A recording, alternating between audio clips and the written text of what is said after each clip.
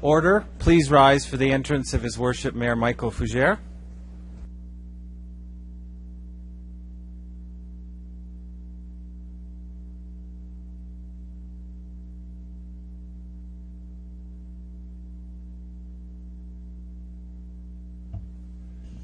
Good evening, everyone. We'll begin the meeting with a prayer. We beseech thee, Lord, to bestow wisdom upon members of this council in order that their decisions may be made in justice and prudence. Amen. Please be seated.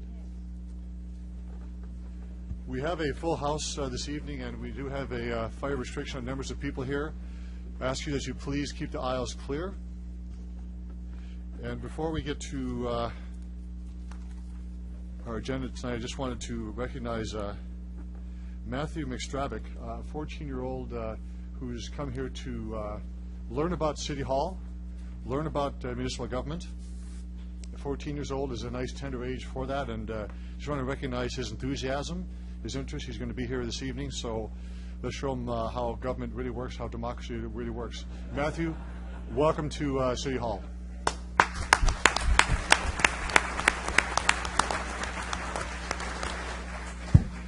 A motion for the confirmation of the agenda. So moved. Councillor Bryce, a seconder, please. I'll second. And Councillor Hinks, all those in favor? Opposed? Carried. We have minutes from the June 23rd and July 2nd meeting. A motion to adopt those. Your Worship, I'll move both sets of minutes as recorded by the clerk's office. Thank you. A seconder, please. Second. Councillor Hawkins, any errors, omissions, or comments? All those in favor? Opposed?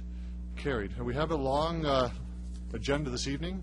We're going to begin with delegations, communications, public notices, and bylaws, and related reports. The first delegation we have this evening is D14-69, Mr. Jim Elliott. And this is dealing with a planning commission matter. Mr. Elliott, if you could identify yourself and tell us who you represent. You have 5 minutes for your presentation. There may be questions afterwards.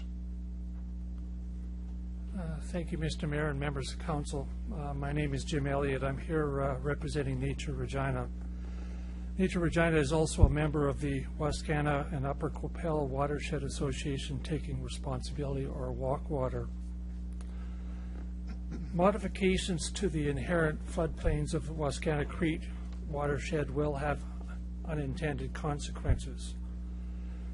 Extreme climate events over recent years illustrate that the agriculture areas of Canada are vulnerable to climate variability, particularly climate extremes that significantly affect agro-environmental issues such as surface and groundwater contamination, soil degradation. This raises some important questions. Is it possible to adapt the local landscape to mitigate flood-related damages? And might the benefits of doing so outweigh the costs of implementation? LIRA, which is an acronym for Land and Infrastructure Resiliency Assessment, attempts to answer these questions.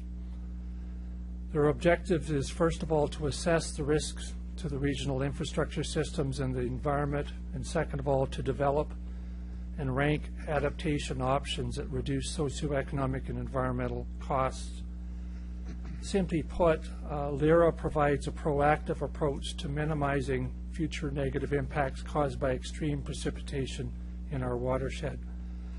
Now, LIRA was developed by Agriculture Canada in order to create a tool that municipalities can utilize to facilitate planning and preparation for future flood scenarios. The first test was done in ERM Corman Park near Saskatoon in 2008. The Assiniboine watershed is one of 3 watershed groups in the province currently undertaking LIRA pilot projects. Now, they started their activities in the summer of 2011. Now, summer floods that have brought parts of Saskatchewan and Manitoba underwater can be blamed in part on farmers draining prairie wetlands, according to a hydrological expert. John Pomeroy with the Water Resources and Climate Change say rainstorms in late June started the overland floods in southeastern Saskatchewan and southwestern Manitoba and raised levels in waterways such as the Assiniboine River. Now, even the slightest changes in the landscape of this city have consequences. For instance, if I was to raise the height of my lot by 10 centimeters or about 4 inches, My yard would have been dry, but my neighbors would have been flooded when this recent rain hit Regina. These simple and somewhat, would say, benign changes have cumulative and unintended consequences to our neighborhoods and to those living downstream of us and to the city as a whole.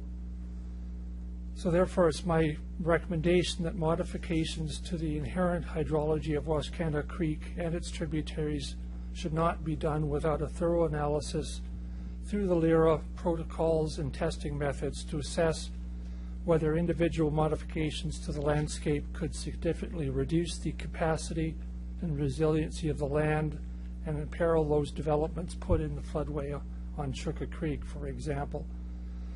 When will the next extreme precipitation event happen? What will be the consequences of changes to the floodplain of Chukka Creek? How resilient is our infrastructure, and are we setting ourselves up for unintended flooding and damage? Thank you. Thank you, Mr. Elliott, for your presentation. Are there questions of the delegation? Councilor Fraser. Great. Thank you, through Mr. Mayor. Thanks for your presentation, Mr. Elliott. Just wondering if you know the sort of footprint of the basin that feeds Chukka Creek. To some extent, it's a fairly large area just because of the of the land being so flat. Like it does, it's much wider than you would think, just because, like I said, the general topography of the creek is flat, or the land around it is flat. Okay, thanks. Thank you, Councilor Fraser. Other questions? You can return to the gallery, Mr. Elliott, and we'll now consider the report before us, D 14-81, an application for zoning bylaw amendment for the Greens on Gardner. Councilor O'Donnell. Thanks, Your Worship. So what you have before you is an application to change from a floodway to R2 residential semi-detached and urban holding be approved. You will note later in the report to the words at the bottom of page 2 and at the beginning of page 3, there is a discussion as to what the proposal is. That is that land add fill to this area so that there's an elevation. You'll note that there's been some engineering work done in this area to make sure that this is safe and sound and has met our protocols. We look for concurrence, please. Is there a seconder for that motion, please? So, Councilor Hinks seconds that. Comments or questions on this report? Councilor Murray. Thanks very much, Your Worship. Just a question of administration about the land levels on projects like this. How often do we have to see land levels adjusted in order to make sure that property would be protected, obviously, in the case of a flood, something like that? And the second part of the question is, how long have we had those requirements in place that we adjust land levels? Mr. Carlston. Your Worship, it's relatively common in those developments or subdivisions that are adjacent to any of the floodplains within Regina, Wascana Creek, or Chukka Butte. In terms of the protocol, the responsibility lies with the Saskatchewan Water Security Agency, so we always receive approval from them to make any adjustments. So minor adjustments such as this would be common throughout the residential areas and have been in place predate the zoning bylaw, which is 1992. Great. Knowing that, I'm happy to support this, Your Worship, and I think it's sound and prudent. Thank you. Thank you, Councilor Murray. Other questions or comments? Councilor Hawkins. I have 3 questions for the administration.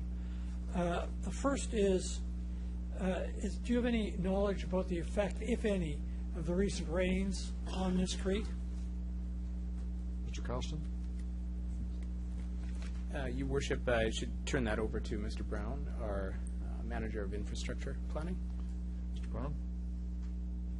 Your Worship, no, we don't have any specific information regarding Chukka Creek in terms of its whether there's any flow conditions or anything that were of issue. My second question is Your microphone. my second question. Thank you. My second question relates to the note in our memo that infrastructure built by the developer will become the city's responsibility to maintain. What costs do you anticipate might be associated with that, if any? Mr. Brown. Your Worship, in terms of the costs and specifics, essentially what the city would be taking over is, of course, the operation and maintenance of that infrastructure once the capital construction is complete and the infrastructure is turned over to the city through the servicing agreement process that the city enters into with the developer. And would you have any ballpark or anticipation or way of knowing what those costs might be? Mr. Brown? We typically estimate, in between, in terms of the capital construction, an O&M cost of ideally around 2%, but we look at operating and maintenance budgets. 2% per annum, but we do look at that, or the operations group looks at that and see what they can actually work with. Thank you. Your Worship, I have one other question. I wish to draw attention. This question is based on the note in the communications section on page 4 of the report. It says the subject lands were not signposted due to their remoteness from surrounding urban development and the current unavailability of direct public access to the site. The administration acknowledges that according to the section number of the zoning bylaw, the authority to waive the signposting requirement rests exclusively with the city. Although occurring after the fact, a recommendation has been provided to council to waive those requirements. My question to the administration is, why wasn't this brought to council for authorization to waive this as required by the bylaw? Mr. Carlston? Your Worship, this has been an approach that we've worked out with our legal department and has been a practice that we've undertaken in the past, and that's so we find that to be an expedient method. Thank you, Your Worship. I'll have something to say about that later. Thank you, Councilor Hawkins. Councilor Bryce? Thank you. If this is approved and it goes forward and there's issues with flooding in the future from homeowners, who is liable for that? Mr. Carlston? Your Worship, I think I'd ask either Mr. Brown or our city solicitor to provide comment on that, please. Who'd like to take that? Mr. Brown, want to start with you? Nobody's standing up. The solicitor. Your Worship, it's difficult to make a broad generalization about what might happen in terms of liability. There are protections in the Cities Act for certain types of flood events that occur. The city does not insure against any negative impacts that happen as a result of operating a utility, and the drainage system is considered a utility for the purposes of the Cities Act, so there are some liability protections in the Cities Act. Whether a flood event would result in this particular property, in this area, being covered under the liability protections in the Cities Act would be decided on a case-by-case basis. Councilor Bryce? Thank you. Are the homeowners, or the future homeowners, are they made aware that this was a former flood zone by any kind of caveat that may be put on the property? Mr. Brown? I guess they wouldn't be aware in terms of current changes and stuff like that. I mean, it would be, again, through this process and through the zoning bylaw changes, they'd be aware of that it was a former flood zone. I will add, though, in terms of some of the changes in regards to changing this floodway and actually also the elevations associated with it, too, the actual intention is to actually reduce the risk of flooding to the surrounding area. Thank you. Thank you, Councilor Bryce. Any other questions on the report? Councilor Fraser? Councilor Down will close debate. Okay, thank you, Mr. Mayor. So yeah, certainly there's a time of year when overland flooding is a concern in Regina. This last bit of rain we had, it was more storm sewer was the issue. So I'm just curious, what path does the storm sewer of this new neighborhood take to get from here to the wastewater treatment plant, quite on the other side of town? Thanks. Mr. Carlston? Your Worship, again, I'll call upon Mr. Brown for this. Mr. Brown, please. Sanitary flows in terms of this area actually do flow south to what is known as the Creeks pumping station. That in turn flows to the trunks and ultimately to McCarthy Boulevard pump station, ultimately to the wastewater treatment plant. Okay, and along that path, is there any bottlenecks? Is there any anything we need to be worried about as far as this sort of new footprint of the city? Thanks. Mr. Brown? In terms of this area, in terms of the development area on the east, the Creeks Pumping Station was designed with additional offline storage to deal with kind of the potential events where there may be a limited capacity, such that if there are bottlenecks downstream, the station either deals with that through accumulating extra flows within the offline storage or going to a bypass situation. Okay, thank you. Thank you, Councilor Fraser. Councilor Burnett. Thank you, Mr. Mayor. Just a follow-up question in regards to the approval by the Saskatchewan Water Security Agency. Maybe a little elaboration from administration in terms of kind of their level of rigor when they approve a development plan, and what level of responsibility would they have if there was flooding? Because I imagine a lot more of the water comes from outside of the city than from the city pouring into the creek. Thank you. Mr. Carlston, or you, Mr. Branigan? Yes, Your Worship. Call upon Mr. Branigan, please. Okay, please. In terms of the rigor that the city administration looks at these development applications, we look for essentially that a qualified engineer or a water hydrologist looks at the area, prepares reports for us, and allows us an opportunity to see whether there's any things that was missed in terms of technical information or assumptions, etc. So from that perspective, we do a review of essentially what's been submitted by the developer and the developer's engineering consultant. If I could, just wondering too a little bit about the role of the provincial government and the Water Security Agency and their seal of approval or passage of these plans. Mr. Brown, or maybe you could just direct yourself more closer to the microphone. Sure. It's hard to hear. Your Worship, yes. We also do look for essentially the provinces through the Water Security Agency's review and whether they agree and technically with the proposal as well. Thank you. Councilor Down, you want to close debate? I have just one question first. It relates to what Councilor Van is speaking of. We have the express approval of the Water Security Agency given what's in the report. Mr. Carlston? Yes, we do, Your Worship. Thank you very much. Yeah. Good, thank you. Councilor O'Donnell to close debate. Thanks. I just want to emphasize one point. It was a comment made by the staff. We had the same debate on the floor of Planning Commission. The idea here was that we felt that at the end, and that's why we endorsed this, is that it would in fact improve the flood conditions, not deter from the flood conditions. Again, we look for concurrence. Thank you, Councilor O'Donnell. He has closed debate. There's no more debate on the issue. I'm going to call the question. All those in favor? Opposed? That's carried. We have a communication from Ray Hamilton, Seaport 14-13. Members will see here that he will answer questions but is not making a presentation. So I have a motion to receive the communication, please. I'll move the recommended disposition of the communication, Your Worship. Seconder, please. Okay. Councilor Hinks, all those in favor? Opposed? Carried. Are there any questions of Mr. Hamilton? Appears to be none, Mr. Hamilton. Thank you very much for your communication. We'll now move on to Delegation Wanda Silzer, please.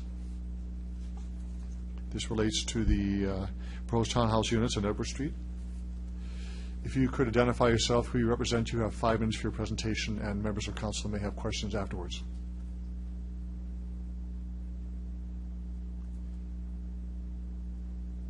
Do you see the button down? It should have on-off button. Okay. You've got it. Okay. Thank you for letting me speak this evening. My name is Wanda Silzer, and I'm representing West Cathedral in regards to the 2059 Edward Street development. I attended the Public Works Committee to express resident concerns regarding this build. My request was to the Public Works was to wait for sewer to be fixed before proceeding with build, which I didn't think was that unreasonable. No one could guarantee me that this build would not cause our sewer issues to worsen with the increased volume that this build would produce. Once again, we are downhill, so we would be directly affected.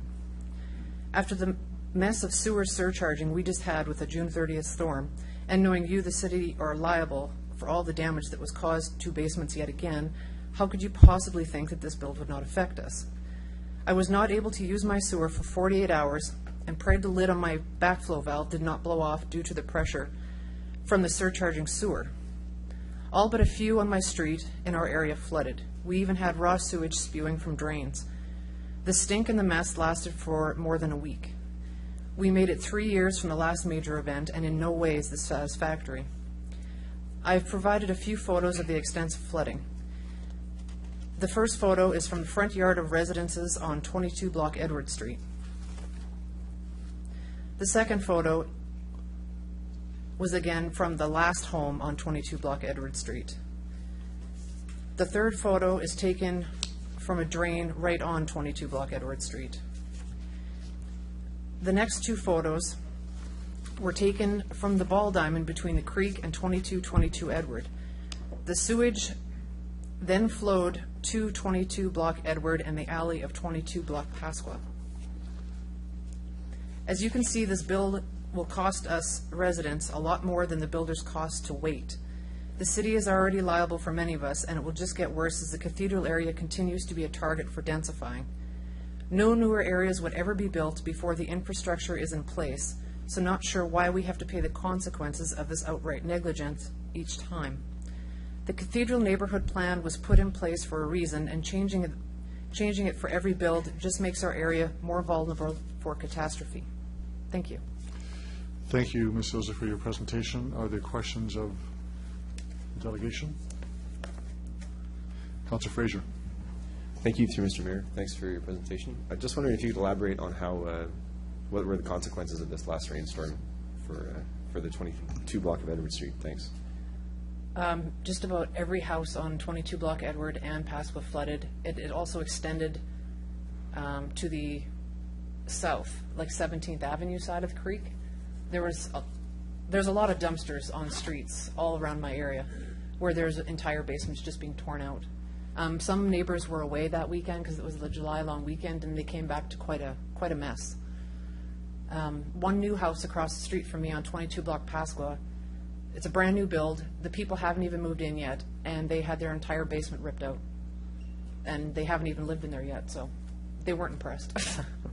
But Okay, they also didn't know about our issue, sorry.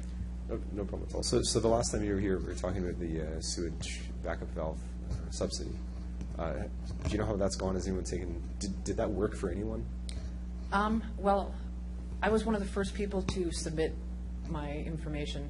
The form itself was kind of not very well done, but my paperwork is in there. We're working on it. I had to go and subsequently go get a permit, so that is in the works. I'm one of the first few people. Some others have had to go through this. I don't think there's a lot that have put through the rebate yet. Okay. Some are still waiting to get the work done. Okay. So is there any hope that that is going to be some minor relief to this? I mean, again, you mentioned it was only 3 years ago we had a water event, something like this. Yeah. Is anyone optimistic that the backflow valves, once they're in place, are going to do the job? No, because they've already failed. Mine failed twice in 3 days, Okay. which is why I put in the gate valve. And like, even if I had that, I had it this last time, and granted, I didn't flood because of it, but the amount of pressure in our sewer in the past has flooded up to the floor joist in my home. So it's not just a little bit of pressure. So it's able to bypass these valves, which become useless, hence me putting in a gate valve. But at the same time, I was also not able to use my sewer for 48 hours. So I can be in my home, I just can't shower, flush, or do laundry or anything, really. Okay. So the gate valve did prevent water Yes. coming, but again, you can't, obviously the valve's in place, you can't use your sewer during that time. Yeah. Okay. Thanks. Thank you, Councillor Fraser. Councillor Hawkins? Thank you, Your Worship. Thank you, Ms. Silzer, for your presentation. I'd like you, if you can, to elaborate a bit on the topography in your neighborhood. You mentioned that the subject property was at the highest point. Is that correct?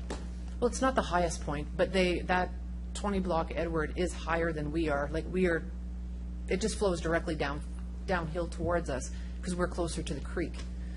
And so does the sewer, again, flow downhill. So it would pretty much come all directly towards us. And then on Edward Street, it's supposed to, there's a lift station there that's supposed to pump it the other side of Louvain, is my understanding of how it works in our area. And in this most recent rainstorm at the end of June, did you notice that downflow into your area happening? Oh, yeah. Well, there was a lot of, like 22 Edward was completely flooded. And it flooded all the way to the creek. There was sewer expelling from a ball diamond that's in that, the 22 Edward, kind of just behind there's a ball diamond in that field area that was expelling raw sewage. So it mixed with all the rainwater that went all the way around 2220 Edward Street where they built up the land.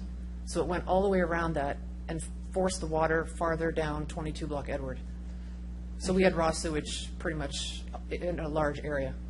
Thank you. I have one final question. I know from previous appearances that you've made here that you're familiar with this problem.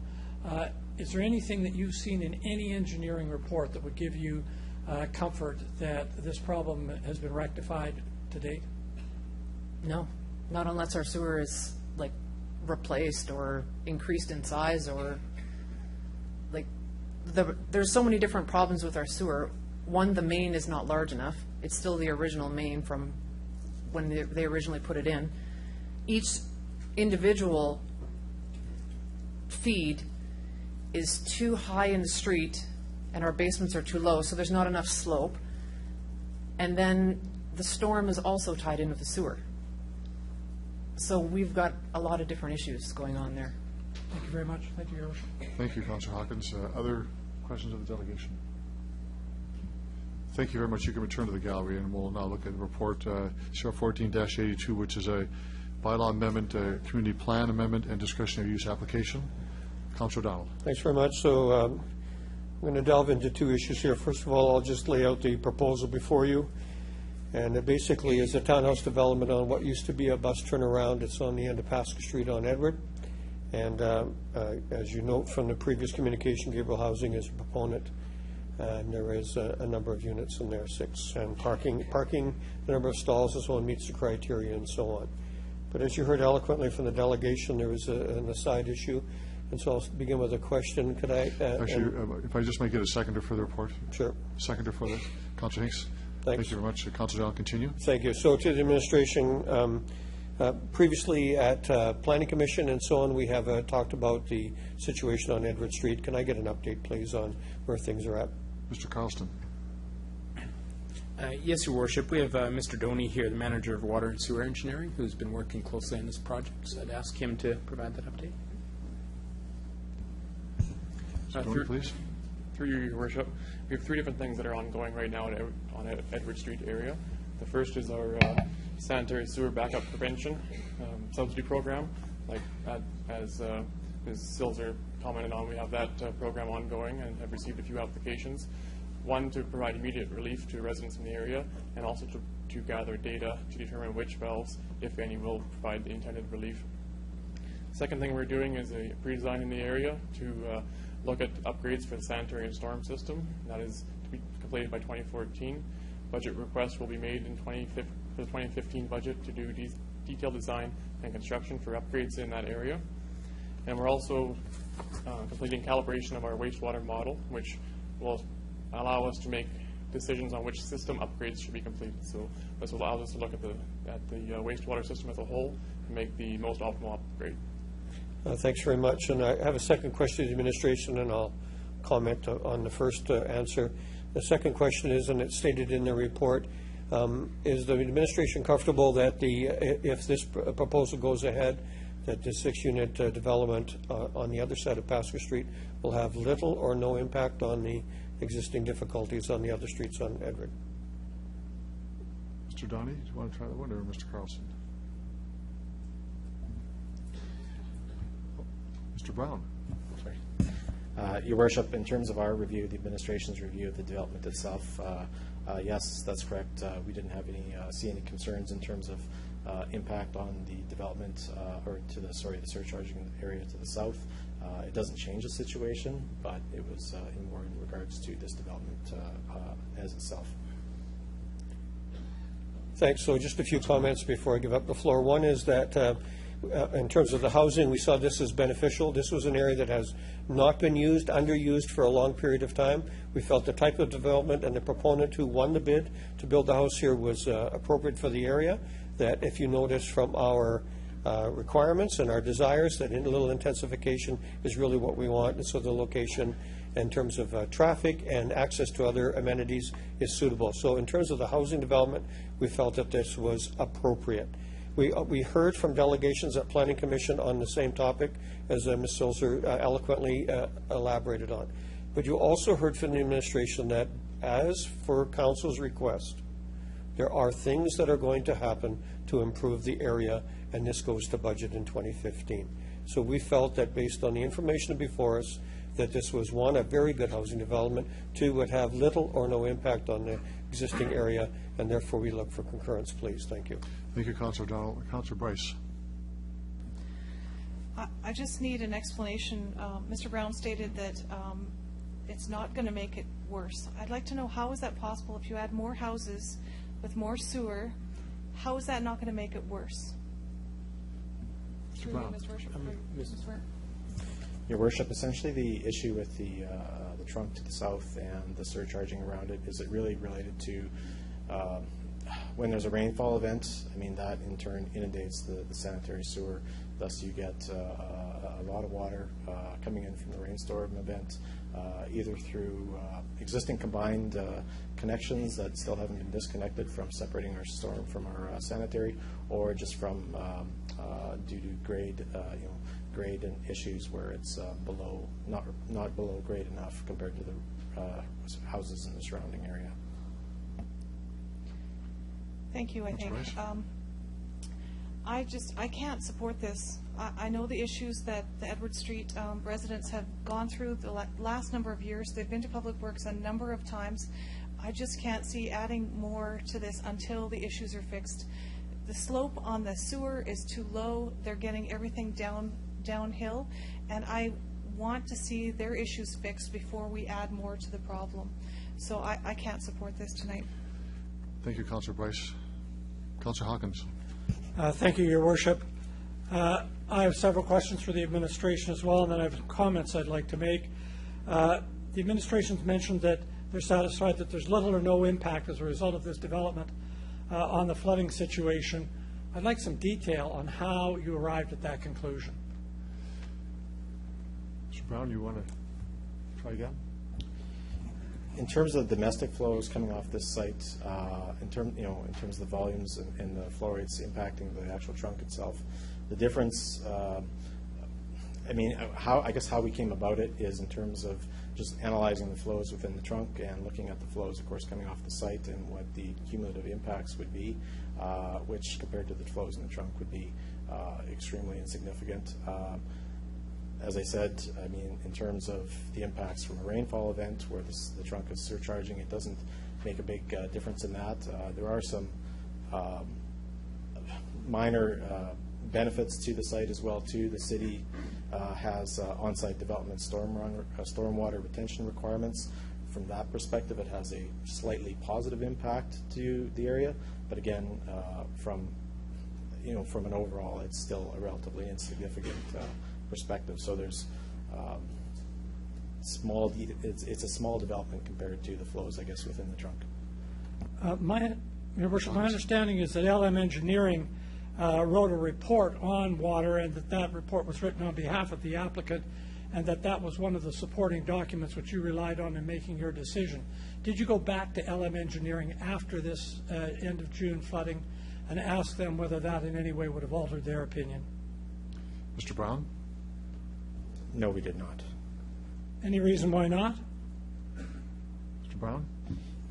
In terms of what we'd be looking for from LML Engineering, it wouldn't be looking at, their analysis would have been looking at whether the water flows in terms of supporting fire flow would have been appropriate, and correspondingly whether the sanitary main in the street that the development's adjacent to would be capable of also supporting that development.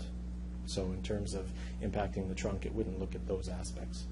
It's also my understanding that at the end of 2013, there'll be a further report from the city on this storm sewer flooding situation in this area. I think you mentioned now it's going to be 2014. Will that report discuss the kind of situation that Ms. Silzer has mentioned here today, and that this kind of development might add to? Mr. Brown? I think for the report part, I'll turn that over to Mr. Doney. Mr. Downey, please. Through you, Your Worship, the current work that's ongoing in the area, pre-designed for the sanitary and storm upgrades, will be completed by the end of 2014, and that looks at the existing system, so will provide solutions to solve the existing situation. Your Worship, I have several comments I'd like to make, and they really echo Councillor Bryce's comments. We have a serious situation with flooding in this area. Indeed, we have a substantial situation with flooding all along Pasqua Street, extending from Ward 3 back into my ward, Ward 2. We know that there's an ongoing problem here, one that has plagued the city and one that citizens have brought to our attention over the past year. It is difficult to see how, in light of this, the flood that we had at the end of June, how in light of that, the addition of any new residences could not exacerbate that situation. And at the very least, it seems to me that it would be prudent to wait till we get the report in 2013, or at the end of 2013, to see how it addresses this situation. The people in this area have suffered mightily from raw sewage coming up through their basements after every major rainstorm. We've got to get that fixed before we can go on and add more housing in this area. It troubles me to say this because I think this is a very good project, and indeed I took the time this morning to go out and drive through the area, and I think that this project could be a substantial upgrade to the now abandoned bus turn area. But it doesn't make sense to add this kind of project into the area if we're so uncertain, and I am uncertain, and I'm not comforted by what I've heard, if we're so uncertain that about what future flooding could bring. So in my opinion, what we should do is get the problem fixed and then go with more housing. We take a mighty risk if we go with the housing first. The risk is that we'll just add to a very serious problem of sewage burbling up through the basements of our residents in this area, and that's not acceptable. I can't support this proposal for that reason. Thank you, Councillor Hawkins. Are there other speakers to the report? Councillor Fraser. Thank you, through Mr. Mayor. So, yeah, a pretty complicated issue here. I see there's sort of two parts to it. There's a technical piece, and there's sort of a political piece to it too. Certainly, this block of 2200 Edward Street has been waiting a long time for a sewer fix. We think Regina is a flat place, and somehow it is, but it's not completely flat. And I think the issue on 22 block Edwards, it's right before the creek. It's right at the bottom of our kind of drainage basin there.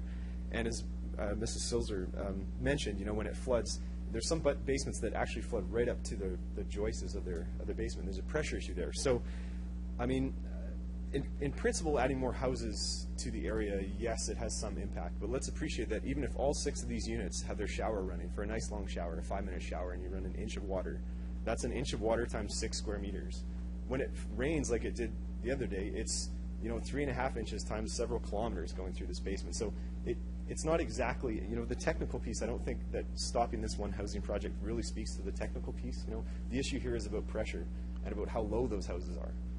They're really built right at the edge of the creek, and there's really not enough slope for them to run their own sewer in the right direction, just barely.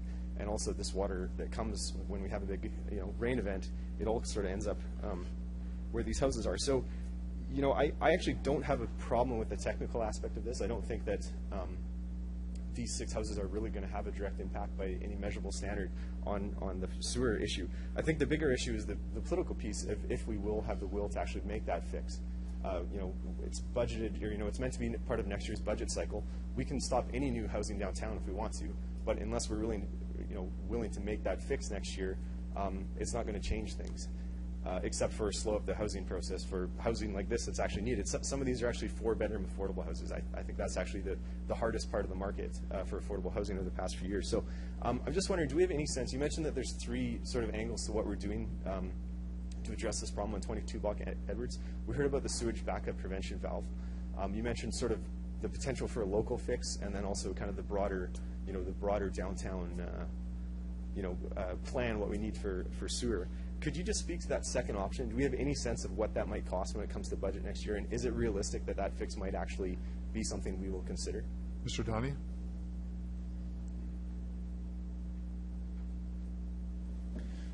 Through your worship, yes, that is a very realistic option that when we get the results from the engineering analysis at the end of 2014, that we will proceed with detailed design and construction that will solve the problem for these residents.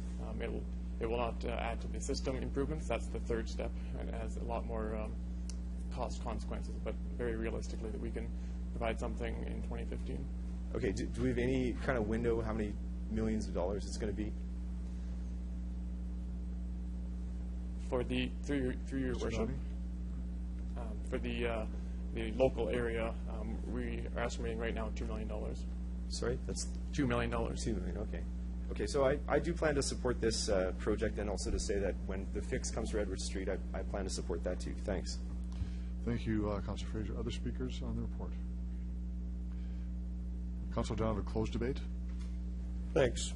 Did not hear any opposition to the actual housing situation itself. I heard Councillor Fraser very eloquently also say that this is needed housing, and on that point alone, this is very important. But I also heard the administration say one of the issues here is stormwater, and this development has to retain stormwater. It must. This could be an improvement to the area. And the decision, again, I will refer to my colleague, this is a political decision in the end. Really, we're going to stand up here and say to these people, we're not fixing it come the end of this year? By the way, this housing development will not be built by the end of this year. It takes a while to build these places and get them up. I'll be supporting this. Thank you, Councillor Donald. No other speakers on report. I'm going to call the question. All those in favor? Opposed? Motion's carried. Thank you. We'll move on to our next report. This is a delegation. Mr. Curtis Cooper. And this relates to the Haltane school site. Mr. Cooper, if you could identify yourself, who you represent. You have 5 minutes for presentation.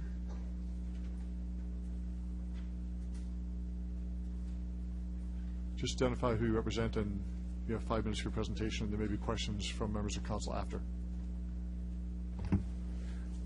Yep, my name is Curtis Cooper. I'm representing myself. I live at 1007 Elliott Street. And I have some points about this project going through, and just say that all the neighbors I've talked to are opposed about this project, just for the density of which they're trying to push in there. But there's some other points I'd like to make. The last council meeting I was at, one of the people here asked about if they have done any project of this size before, and they said they have done one 9-house project before, and there was a project in Edmonton of this size. When the Habitat Humanity were asked about it, they had no information. That's what they said in the meeting. In our meetings that we had, we were told that the Edmonton housing project was fantastic. Everything went well, and it's helping the area. That was second one was having a town hall meeting on a Thursday before a long weekend. To me, that says that they don't really care about us in the neighborhood. They're just trying to push their own agenda and trying to get this project built.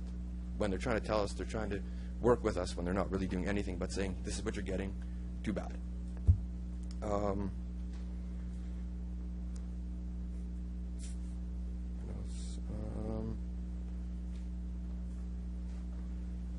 The other issue I have is they want 62 homes, and according to the Habitat Humanity, the people there have to have kids. So let's say on average there's 3 kids per household, right? That would be on average 186 injected kids into that area. They're going to store the school will be gone, and that is right now used as a playground, basketball. There's a basketball court there, ball diamond. The kids use it all the time, so that's gone. So that's one of the big areas that is there for the kids. Now you're taking that away and you're injecting another 186 kids on average into this neighborhood. I'd like to know is where would they go? What are they going to do? If you ever been to Eastview before, I call it the small town in the middle of Regina. It's a small neighborhood surrounded by industrial areas. There's nowhere to go, especially for kids. There's also a point raised about the upkeep of this area. It is a townhouse development, so they're asked if there was going to be money put aside for because condo fees or whatever, like the upkeep of the area. There was nothing said. If they said they talked about it, but there's no guarantee about what's going on with that.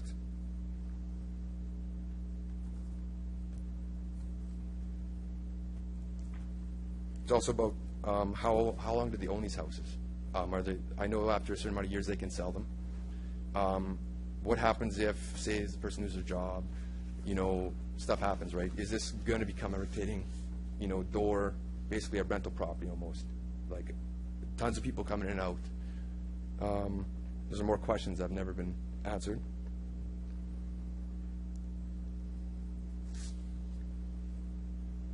And mainly the other issue is basically the injection of that many people in one block. What is it going to do to the neighborhood? You know, how is it going to affect us? Because I know in the past they've been trying to put these high-density places, what's called medium density, but in this neighborhood it's high density, as far as I'm concerned. Another question is, that was just brought up, is the sewer system. Can it handle that kind of density of people in there? Right now in Eastview, when it rains, same problem. Our sewers are backed up. You know, this last rainstorm I was backed up too. Can the area handle it with the outdated, you know, sewer system that's there? And Mr. Cooper, you have 1 minute to go. Yep, that's about it. Thank you. Thank you very much. Any questions of members of council? Councilor O'Donnell? Thanks. Good evening. I'm going to just make a statement. You've asked some questions. You and I can't debate those, but the questions get asked. I want to ask you, though, about the development itself. You're going to lose some recreation. Is there recreation planned within the development? Yes, there is green zones in there for the kids to play, but I don't think you can fit that majority kids in that little area. And the size of the yards are tiny too. Sure. So there's not going to be a lot of space because we're talking probably a fair number of kids injected into this area. Fair enough. But you were aware of the recreation side? Yep. Good. Thanks very much. Thank you, Councilor O'Donnell. Other questions? You can return to the gallery. Thank you very much. And we'll move on to our next delegation, Bill Gray.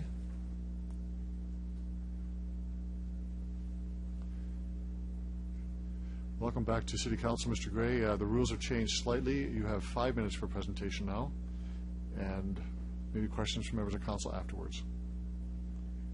Perhaps you can introduce those who are with you as well. I will do that. I wonder if I could be grandfathered in because when it was 10 minutes. Unfortunately. Thank you. Good evening, Your Worship, and members of City Council and the administration. It is indeed my pleasure to be here this evening to represent my name is Bill Gray, to represent the Queen City Eastview Community Association, of which I am the chairperson. With me tonight is Ms. Belinda Ferguson, is our vice chair, and Mr. Denise Simard is our manager of the Eastview Center. At the directive of the Board of Directors of the QCA, and on their behalf, I would like to share the desires of our community with respect to the discretionary use redevelopment of Haltane School site. Sorry, the Board of Directors would certainly like to thank Habitat for Humanity, Ms. Holmes Binns, Mr. Bergbush, and Bob Gardner and Bob Leonard for arranging another meeting to discuss what the development was all about. The people attended that meeting were all the Board of Directors of the Eastview Community Association. There weren't any other citizens there. We just wanted to get some more information. We certainly appreciate the fact that Habitat for Humanity has reduced the housing units from 67 down to 62. That's certainly a move in the right direction. According to our thoughts and the thoughts of most of the residents in the city, in Eastview, it's not quite enough. We'd like to see it a little more reduction, just to stick more to the character of the neighborhood. The major concern is that, and that's so that we'd like to see reduction there. The design and layout structure is also a concern. These are all two-story buildings with stairs and everything else, so people with mobility concerns, people with disabilities, and some of the aged will not be there for the life of those buildings. So we'd like to see Habitat put in some single-story buildings so that we can address those concerns. The school bus and construction traffic will be a major concern. It's kind of ironic that you knock down a school to move in more kids, but that's not that's the decision of the school board, not yours. The construction, from what we're told, will be 3 years plus. So for 3 years, we'll be living with construction equipment moving in and out, which is going to really pay havoc on our already deteriorating streets. Elliott Street, fortunately, we have a neighbor who came and fixed all the potholes for us. Otherwise, even that construction equipment probably couldn't get down those roads. And Mr. Cooper certainly did address this. The individual yards, the allocated space for a person to recreate and their children to play is not what we deem as being large enough. It's 18 foot and 18 by 10 or 12, whatever it works out to be, which isn't quite enough room for people to do anything constructive. So there is a community yard, a recreation area that certainly is certainly appreciated, but again, Mr. Cooper is correct. It won't be enough for everybody to play there all at once. Habitat did say that it would be there for the use in the community also, but it's going to be kind of tight. So we appreciate it, but it's not really going to address the issue. The history of Eastview is one of generational housing. And you have 1 minute in your presentation time. I'll talk real fast. Okay. This 5 minutes really doesn't work very good.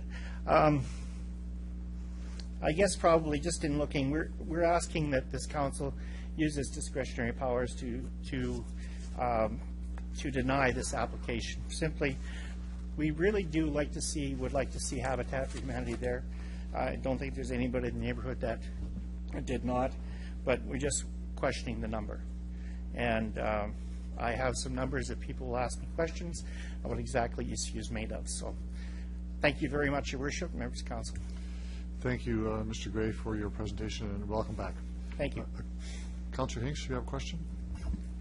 Well, welcome back, Mr. Gray. Thank you.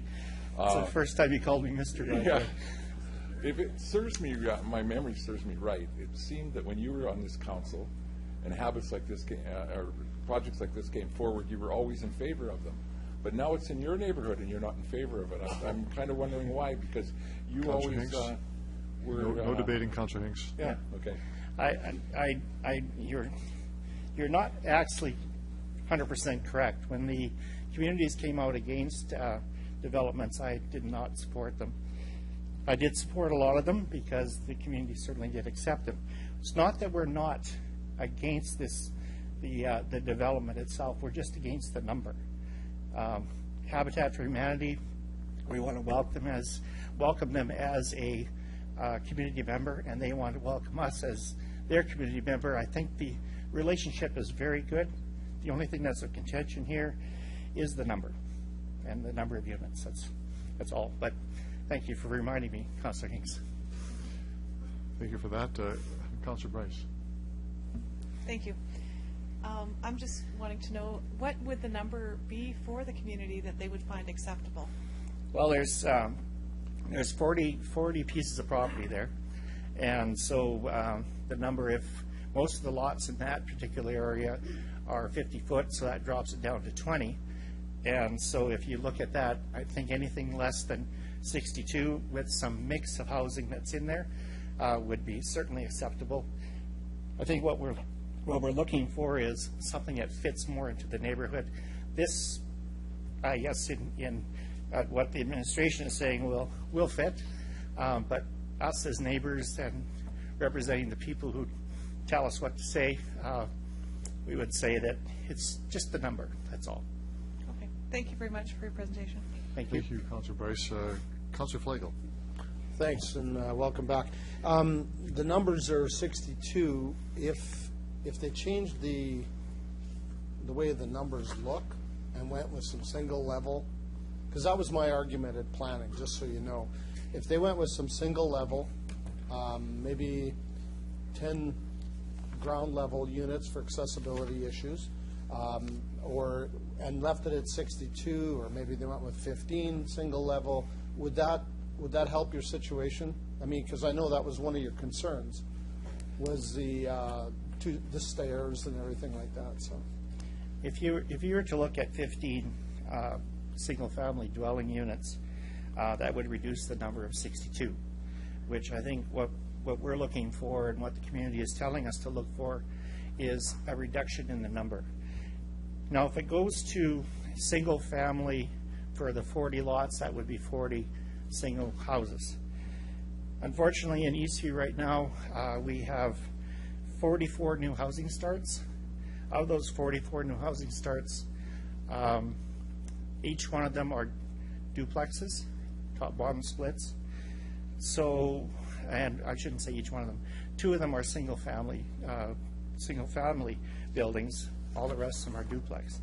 So I think we're looking at that, and that's one of the reasons why we want to see Habitat for Humanity get this project, simply because they will be homeownered and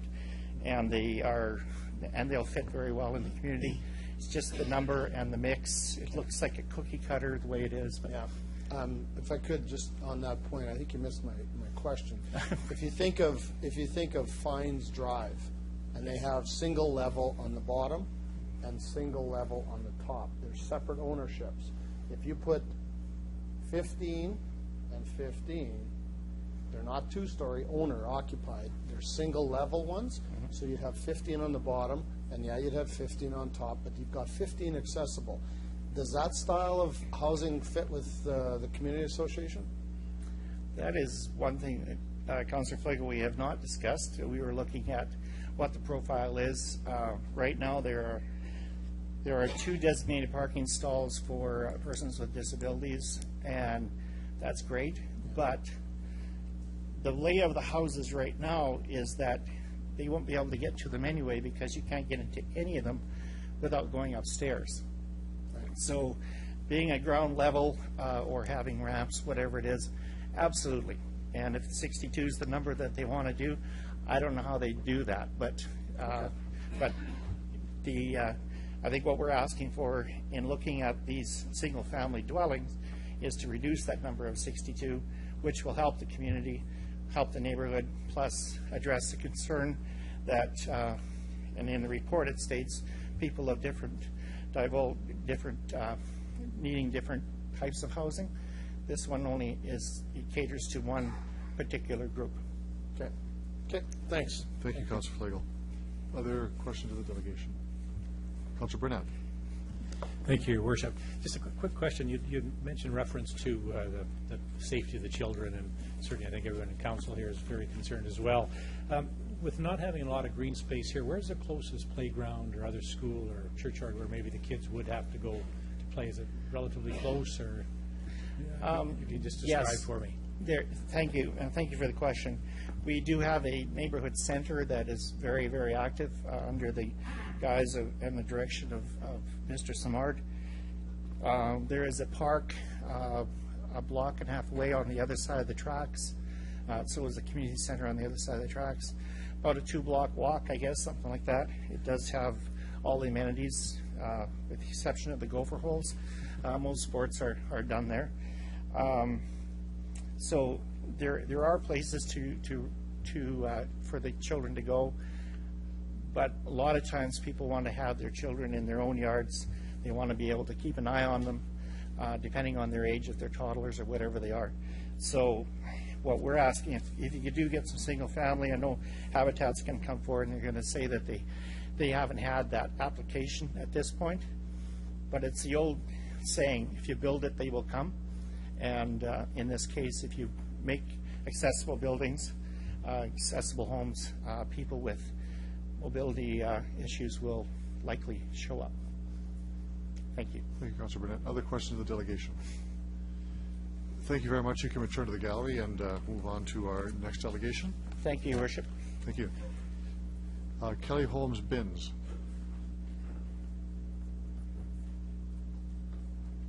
You could come forward and identify yourself, who you represent. You have 5 minutes for your presentation. Members of council may have questions afterwards. Thank you. Your Worship, Mayor Michael Fougere and Regina City Council members. My name is Kelly Holmes-Binns, and I'm the CEO of Habitat for Humanity Regina. With me is the Chair of our Board of Directors, Greg Stewart. We are here this evening in support of the zoning bylaw amendment for the Haltane school site, which would allow our proposal development to proceed. There are 3 things we would like you to know about this Habitat for Humanity Regina proposed build. First, the need for affordable home ownership in Regina is great. We receive approximately 100 applications each time we hold an information event, and unfortunately are only able to partner with a select few. This development would give 62 Regina families an opportunity to achieve affordable home ownership. We only select partner families who have household incomes below $52,000 per year and who tend to be living in substandard or overcrowded conditions. We require that they have stable employment to support the mortgage payment that they will be making, and they must be willing to contribute 500 hours of sweat equity towards building homes or volunteering in the community. As you are aware, the Eastview Community Association has requested that we include a number of one-story single-family dwellings to accommodate persons with disabilities and those with mobility concerns. At Habitat Regina, we are committed to providing decent housing for all eligible families. In no way would accessibility requirements prevent us from partnering with a family. While we don't believe that this specific project is suitable for one-story single-family dwellings, we continue to develop single-unit dwellings in the city. While we are unaware of Habitat for Humanity Regina ever having received an application from a family in Regina who has had these requirements, if a family did apply who required accommodations within their home, we would definitely be able to accommodate them with building a single-unit dwelling outside of this proposed development. Second, in developing our proposal, we have relied on the requirements set out by the municipality to guide us. The City of Regina has expertise in city planning and development, and it is this expertise which has determined the most suitable density levels and green space requirements for a development of this type. Habitat for Humanity Regina has met or exceeded all of these requirements.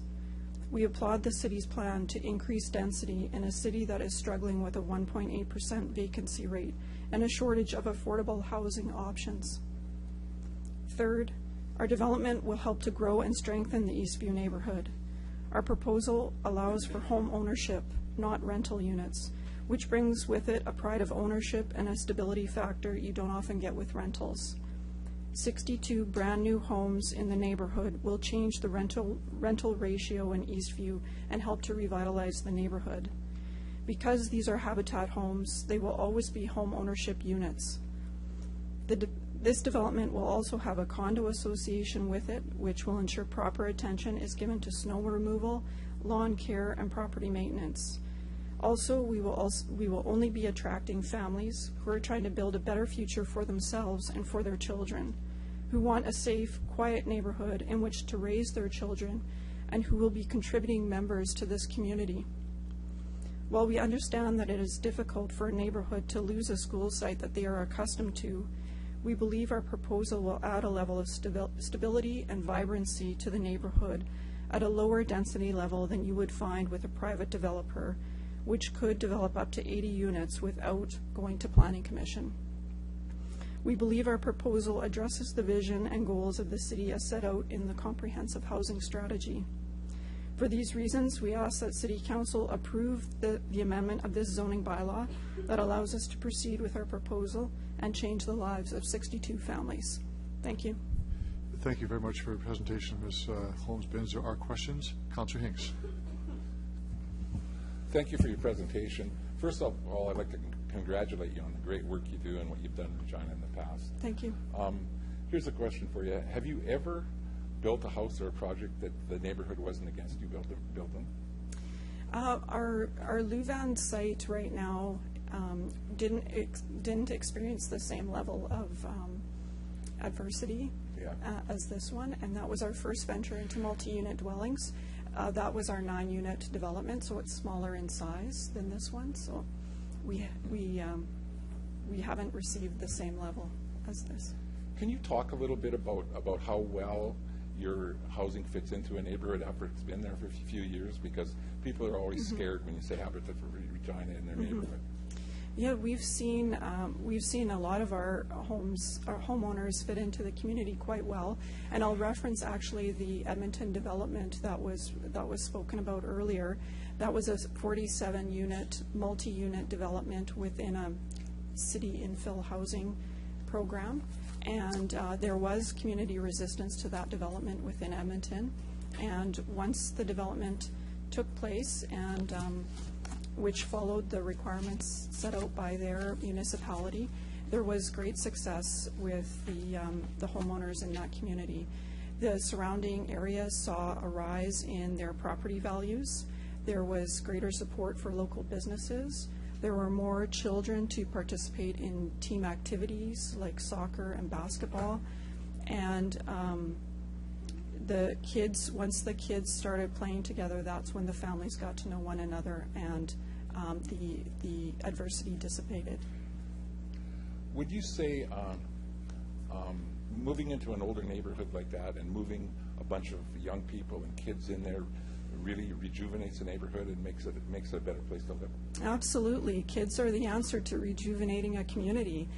They bring vibrancy and activity, and that's where the community rallies around to support the kids. And our homeowners as well bring lots of skills and attributes that they'd be able to contribute to supporting the community center that's there, the seniors' home, and the community gardens. And we've offered to the community that we would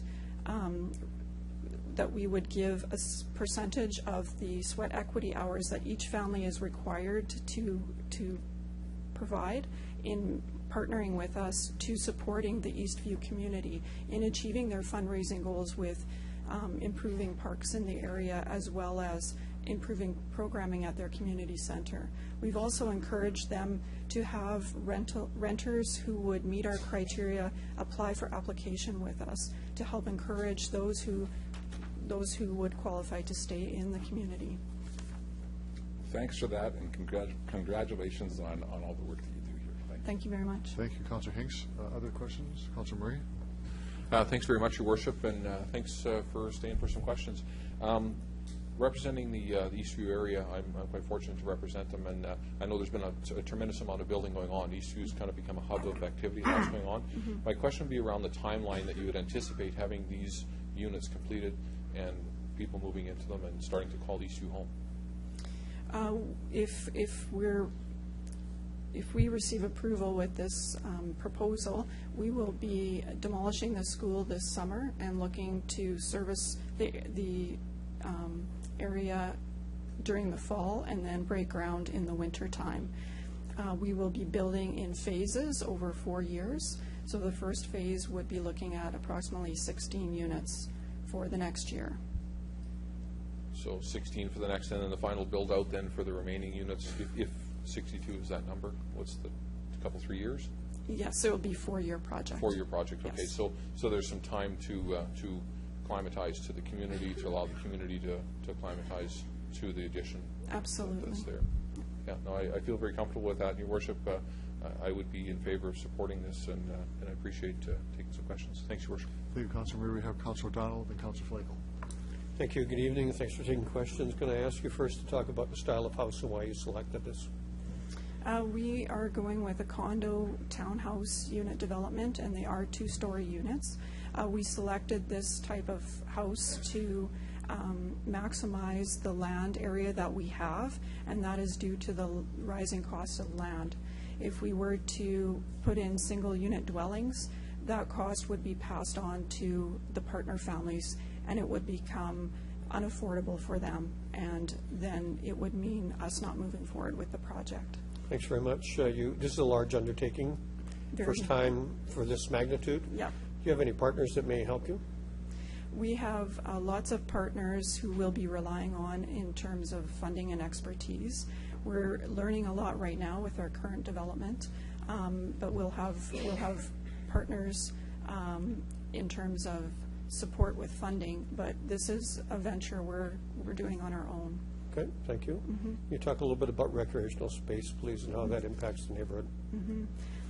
We did expand the green space from our original proposal in light of the community's concerns.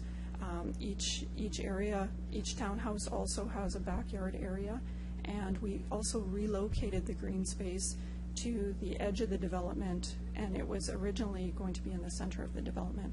And that was to improve access for the community so that it was more open and free for them to play there. Thanks. Part of the promotion, I will say, was that this is home ownership. It's always been fundamental for Habitat for Humanity. What prevents it from not being owned in the future? What prevents it from becoming a rental situation? We have the first right of refusal. When a homeowner that we partner with sells their home, we have the first right to buy that home back. And then what we do is we buy that back, and then we can partner with another family in home ownership again. So there will be no rental opportunity here, and we don't allow our homeowners to rent out space in their home either. So so there won't be any rental in this development. Thanks for the information. You're welcome. Thank you, Councilor Donald. Councilor Flagel. Thanks, and thanks for your presentation. I think I asked you this at planning, and we talked about accessibility units. When Habitat, I understand your program, I think it's a great program, but I'm just wondering, when will you start delving into possibly helping the accessibility issue that we have as, you know, as part of your program as well? Because I think this could have been, would have, should have, could have. Anytime we get an application with a family that meets our criteria, we would partner with them and build a home that suited their needs, and we have done so in Yorkton. You heard my description of what I was thinking about could work in this neighborhood, where you have 15 on the ground level and 15 above. Was that ever contemplated? Obviously, by Mr. Gray's reaction, it wasn't, but is that something that would work for you? Because I know you have a $52,000 ceiling, and on and on and on, but if you have to access stairs, this might be something, I don't know. I'm asking. The units that we have now are 3-bedroom units, and I don't think we'd be able to achieve 3-bedroom units with that type of design. Okay. Is this land too big of a site to go with just some single-family dwellings? Because I know on Louvain and a few of the other places, it was quite a bit smaller. Even the houses you built on Louvain like 10 years ago, they were just single-family lots. Was this just too big of a parcel to pass up a build like this? It's a question of financial, I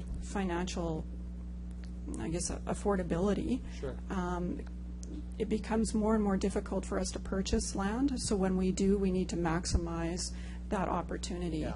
And every time we remove a unit from a development like this, then we're removing an opportunity for a family to get into a home and have the home ownership dream. Again, I applaud what you're doing, and keep up the great work. Thank you. Thanks. Thank you, Councilor Flagel.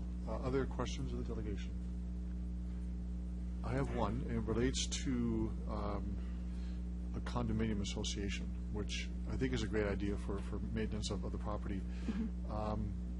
What does that do or not do for affordability, and how does that work? Because typically those fees are charged in addition to a mortgage. Just how does that work? We don't have the condo association fees worked out yet. We haven't ventured that far into it, but we are partnering with Northridge Development on our Louvain site, who has the expertise in that area and will be providing us with guidance along that line. We would take the fees into consideration in terms of determining the mortgage payment that a homeowner would make. Right now, what we do is we set the mortgage payment, including what typically would be paid in utility bills, so that the mortgage payment and the utility bills would be no more than 30% of the homeowner's income. So that would apply in this situation as well. I don't have particular amounts for you at this point. But that sounds like a good strategy. Thank you very much for that. There are no other questions of you. You can return to the gallery, and thank you very much for answering questions. We now have the report before us, Report 83, and this is on the former Haltane School site. Councilor Donald? Thanks very much. So you've heard exactly what the deal is here. a rezoning of a school site and on 1033 Edgar Street, and as well as 62 units. So I'll ask for a second and I'll Second, speak to please, it. for that. Councillor Hinks seconded that. Okay. Thanks very much. So I'm going to refer you first of all to one of the maps that is included in your package. Happens to be the second appendix. And you'll see that once the building is removed, that in fact there is an alley down the middle of this structure, and there are 40 lots. You also heard a comment earlier on that if this land was to be reverted for public sale, that it would be entirely possible for 40 houses to go on there without our approval. It would just simply be a straight land sale. What I'll also point out to you is that it is entirely possible that each one of those houses could be built in such a fashion that they could have a rental suite in the bottom of it. In other words, this could be 80, and so the density would be far different. I think that we have an organization, Habitat for Humanity, that has a lot of experience in trying to meet the needs in our community to look after people in a housing and an ownership fashion. You heard the delegation say that up till now, they haven't had a problem with land. Now land is a problem. Everybody wants land. We stood on this floor repeatedly and made sure that they had land. They had talked for years about the idea and the hope and the desire to have a village. We have a village before us. We have an opportunity for 62 families to get a home. That by itself is good for me. I have stood here before you many times and spoke about density. I am fine with density. I am good with density. We want to redevelop neighborhoods. We've done it on Gray and 7th. We've done it all over the city. This is a good deal. Let's go for it. Thank you, Councillor Dowell. Other speakers on the report? Councillor Burnett. Thank you, Your Worship. Maybe just a quick clarification that when we talk about density, and certainly in my mind in the proposals I've seen come through, the two-story townhouse is probably one, I think, a very preferable kind of building structure to be put in infill. If we change the zoning, what would be the maximum amount, again, of units could be built? Like, I know a lot of developments have the 4-story apartment-style buildings that go on properties. Would that have been an option if we didn't go with the 2-story townhouse? Mr. Carlson? Your Worship, in terms of density, the form that's being proposed here is very common in terms of infill development townhouses, and we would consider it a medium density. And what we'd note is it's consistent with the policy. We have policy in the official community plan guiding the redevelopment of former school sites. And it's recommended as a guideline to target about 2.5 the density of the surrounding community, and that's what the reduction by Habitat, when they reduced their proposal from 67 to 62 units, it brought it down to the proposed targeted density of 2.5 times that. So, as Councillor O'Donnell had noted, the development potential of the individual lots as they are now would be up to 80 units with single houses with a secondary suite within them. Thank you, Councillor Burnett. Councillor Flagel. Thanks. The question I asked was about accessibility units. Do we currently have any programs in place? I know we talked about it on Edward Street. They put in 5 parking stalls, if I remember correctly, and they had 2 or 3 units, and that was 94 units. Is there something different about this place, this location from Edward Street? Was it because it's rental, or? Mr. Carlston. Your Worship, that is correct. We have a requirement on rental apartment projects where 5% of the units must be accessible. We don't have the same requirement on this type of development. We look to the provider, which would be Habitat, to know their program, and as indicated by the delegation that they build specifically if an applicant does have that requirement, they look to build that for them. Okay. So we currently have zero need or accessibility issues when it comes to private ownership at all? Like, we have no restrictions of any kind? Mr. Carlston? Your Worship, it's not a question of need, but in terms of requirements, it's the larger projects that we apply the 5% to on the rental projects. In terms of the market housing, that's addressed by the individual builders and the demand that would be expressed to them. Okay. Okay. Need to clarify that. Thanks very much. Thank you, Councillor Flagel. Other speakers on the report? Call the question. All those in favor? Opposed? That's carried. Move on to our next delegation, DE 14-73, Mr. Andrew Bruce. Bruce, if you could come forward and state your name, who you represent. You have 5 minutes for your presentation, and there will be questions from member of council afterwards. Thank you, Your Worship. Good evening to yourself and council members, city administration. My name is Andrew Bruce. I'm the regional manager for Melcor Developments Limited. I'm currently based out of Kelowna, but I am handling our project here in Regina. Excuse me.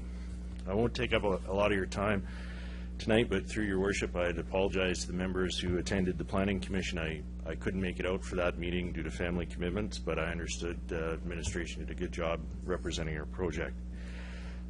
We own about 635 acres on the east side of Fleet Street that we've been working on for several years to bring forward for an industrial business park development.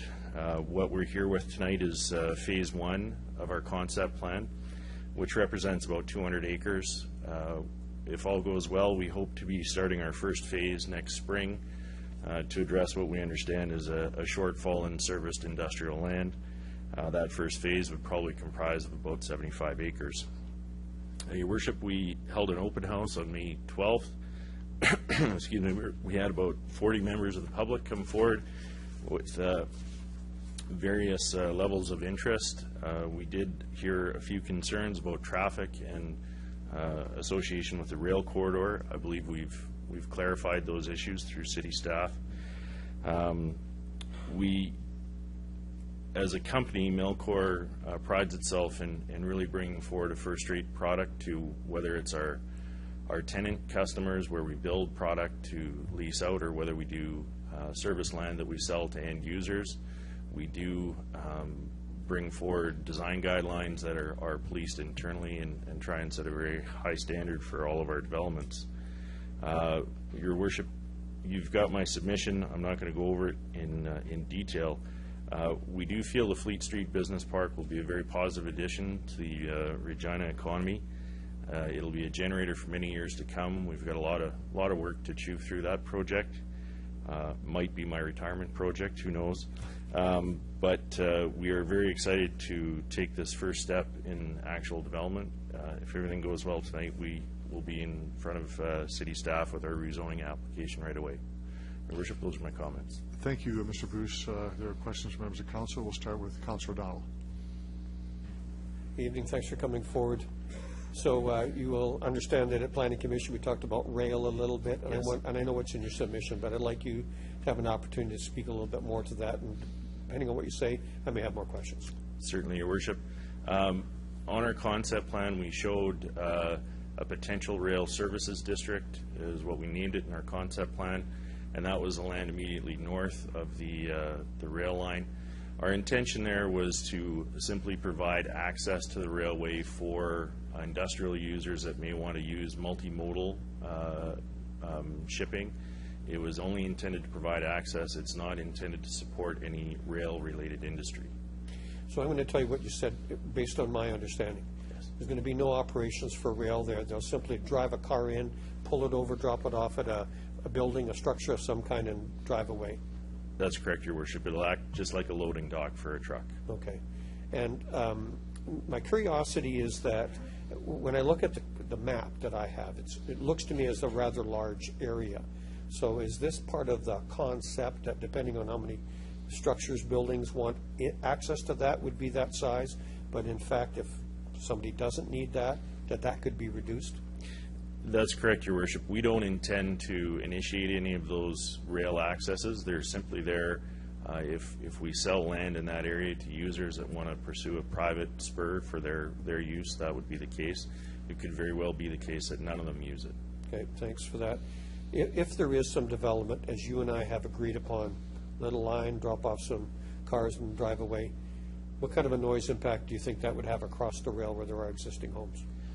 Your Worship, I'd hope there'd be minimal impact. We have discussed that issue with staff, and they assure us that they can have regulations in the zoning bylaw that would limit the nuisance from rail-related noise. So, would that be possible to limit it just to daytime hours and not evenings or nights, or how does that work? I don't know.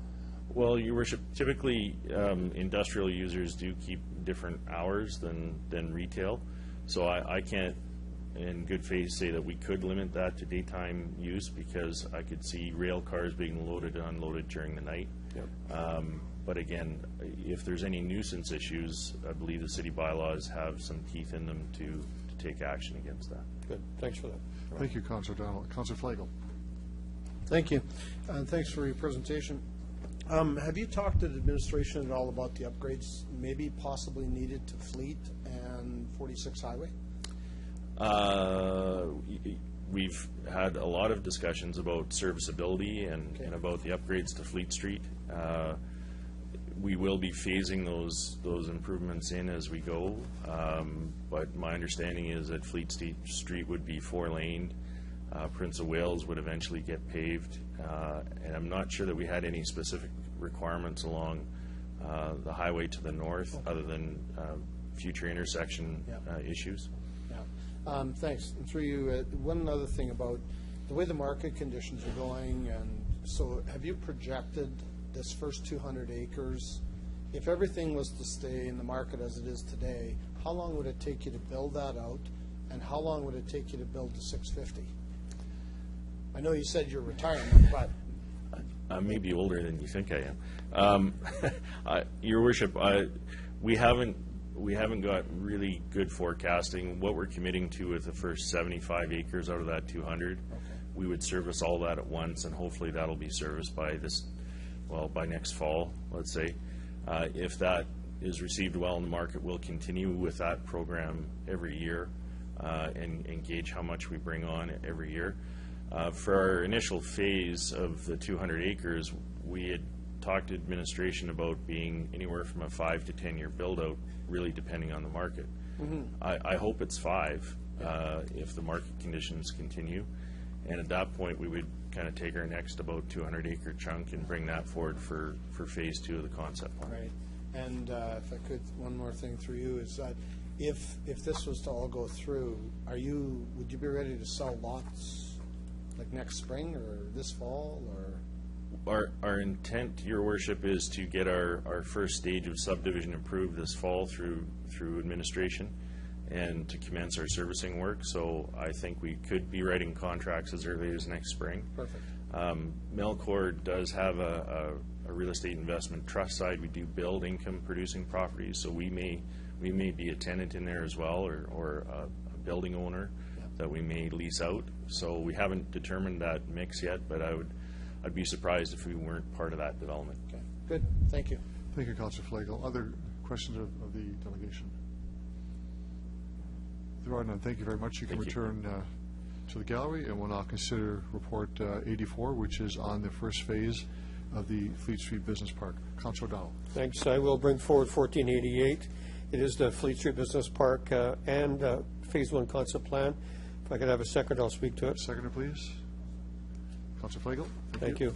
So the issue, and I tried to address it with the questions to the delegation, really wasn't about the need for land or the need for industrial land. The issue was about the rail development that was along there. If you look at the map, it looks like it's a very onerous size. I'll use that word. And we were concerned about the impact it would have on the neighbors across the way. I feel comfortable, and both with the discussion we had at planning through our administration, but also through our delegation, that will be minimal, and that in fact it can be, might not even occur actually. I think what you need to understand is that we have developed and own the land, or did own the land in Ross Industrial. This is the extension, but we as a city have run out of industrial land. And so the private developer has this property and is ready to move forward. This is jobs and this is investment. See, this is a good deal. I'm comfortable with the answers I got. Seek concurrence, please. Thank you, Councillor O'Donnell. Other speakers on this? Other speakers on the report? Councillor Fraser.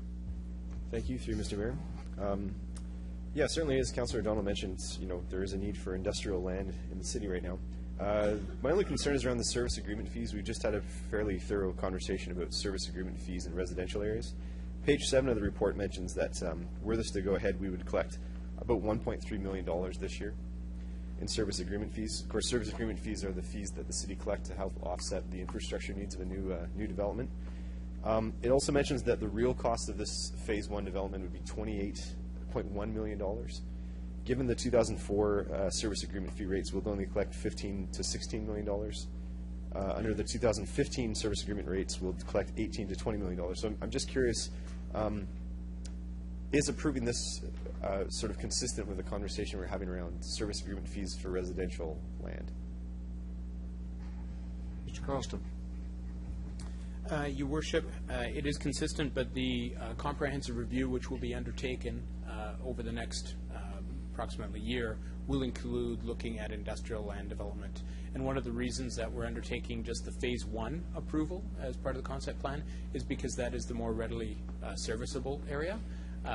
Requirements, infrastructure requirements beyond that are much greater, so need to be looked at in a little more detail.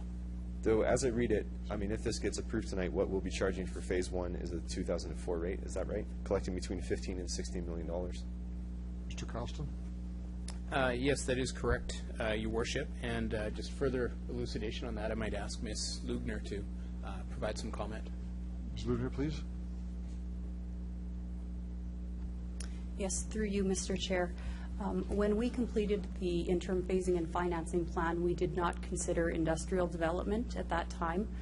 We decided that we would evaluate in each industrial development or employment area on its own merit. In this particular instance, we have identified that the Phase 1 of this development won't pay the full cost of servicing that phase. However, there will be additional capacity built within that phase that will be utilized by future phases of the development. So over the long term, we expect that the development will pay for itself. Furthermore, through tax revenue, the development will continue to provide financial gain for the city of Regina. Sure. Thanks for that. I can appreciate that. Certainly, tax revenue. Also, the gap between $16 million and $28 million is a fairly big gap. I just think, I think of Rosewood Alliance Church that came here. There's a few issues with that proposal, as far as sort of maybe leapfrogging that sort of thing. But their argument being that Phase 1 isn't going to cost them much, but surely to build up the whole neighborhood, there's going to be some real cost to the city. And to me, there's some parallel to this. If we're only charging $16 million, which is going to cost us in real terms $28 million, do we have sort of a timeline or sort of how that payback would happen? You mentioned like over the different phases that we would expect to recoup some of this cost, but do we actually have a firm plan for that? Thanks. Ms. Lugner. Through you, Mr. Chair. Your Worship, pardon me. The final phasing and financing plan and SAF policy review will examine how we address this type of issue going forward. Which we're expecting in 2016. Sorry, yes, we're expecting to bring that forward for council consideration in September of 2015 for implementation in 2016. Okay. I guess that that is my holdup. I appreciate that this needs to for the good of the city. We do need more land or industrial land. I don't deny that, but I would appreciate if we had sort of a firmer plan in place. So, thanks. Thank you, Councilor Fraser. Other speakers? I'm going to call the question on the report. All those in favor? Opposed? That's carried. We'll move on to Report 85. This is on the Harbor Landing, Phase 10-2. So an application for a zoning bylaw amendment, Harbor Landing Phase 10-2. If I could have a seconder, I'll speak to it. Seconder, please. Councilor Murray. Thanks very much. So when Harbor Landing came before us many years ago, the town center concept was part of it. It has remained. It is to remain, but it's going to go farther to the west. You will note from the report that there's been some changes in terms of some of the land and what is possible. So we're replacing this area that would have been the town center, which would have been fairly dense, with 399 dwelling units, a population that would total about 849. I think that this is consistent with what's going on, a demand for higher density, and the fact that the town center area will be retained, but to the west. We look for concurrence, please. Thank you, Councilor O'Donnell. Are there other speakers on this? Councilor Hawkins. Thank you, Your Worship. Councilor O'Donnell has mentioned that this is a development of one shy of 400 units, 849 residents. It's a high-density development. 612 residents will be living in high-density accommodation. I agree with Councillor O'Donnell's remark earlier that there's nothing wrong with density. Indeed, it provides a number of benefits in a number of situations. But there is something wrong with overcrowding. And that's where we've gotten to through the repeated changes in the original Harbour Landing plans. In this very high-density area, there are no recreational amenities provided for. We see on page 5 of the report that transit is uncertain at this time. Streets are narrow as they are in Harbour Landing, and parking on street is a major problem. In many respects, density is a matter of opinion. It goes beyond the technical aspects to what kind of neighborhoods do we want to build. And my submission to you is that in Harbour Landing, we've maxed out and indeed over-maxed on density, and this very, very, very dense addition will aggravate that situation.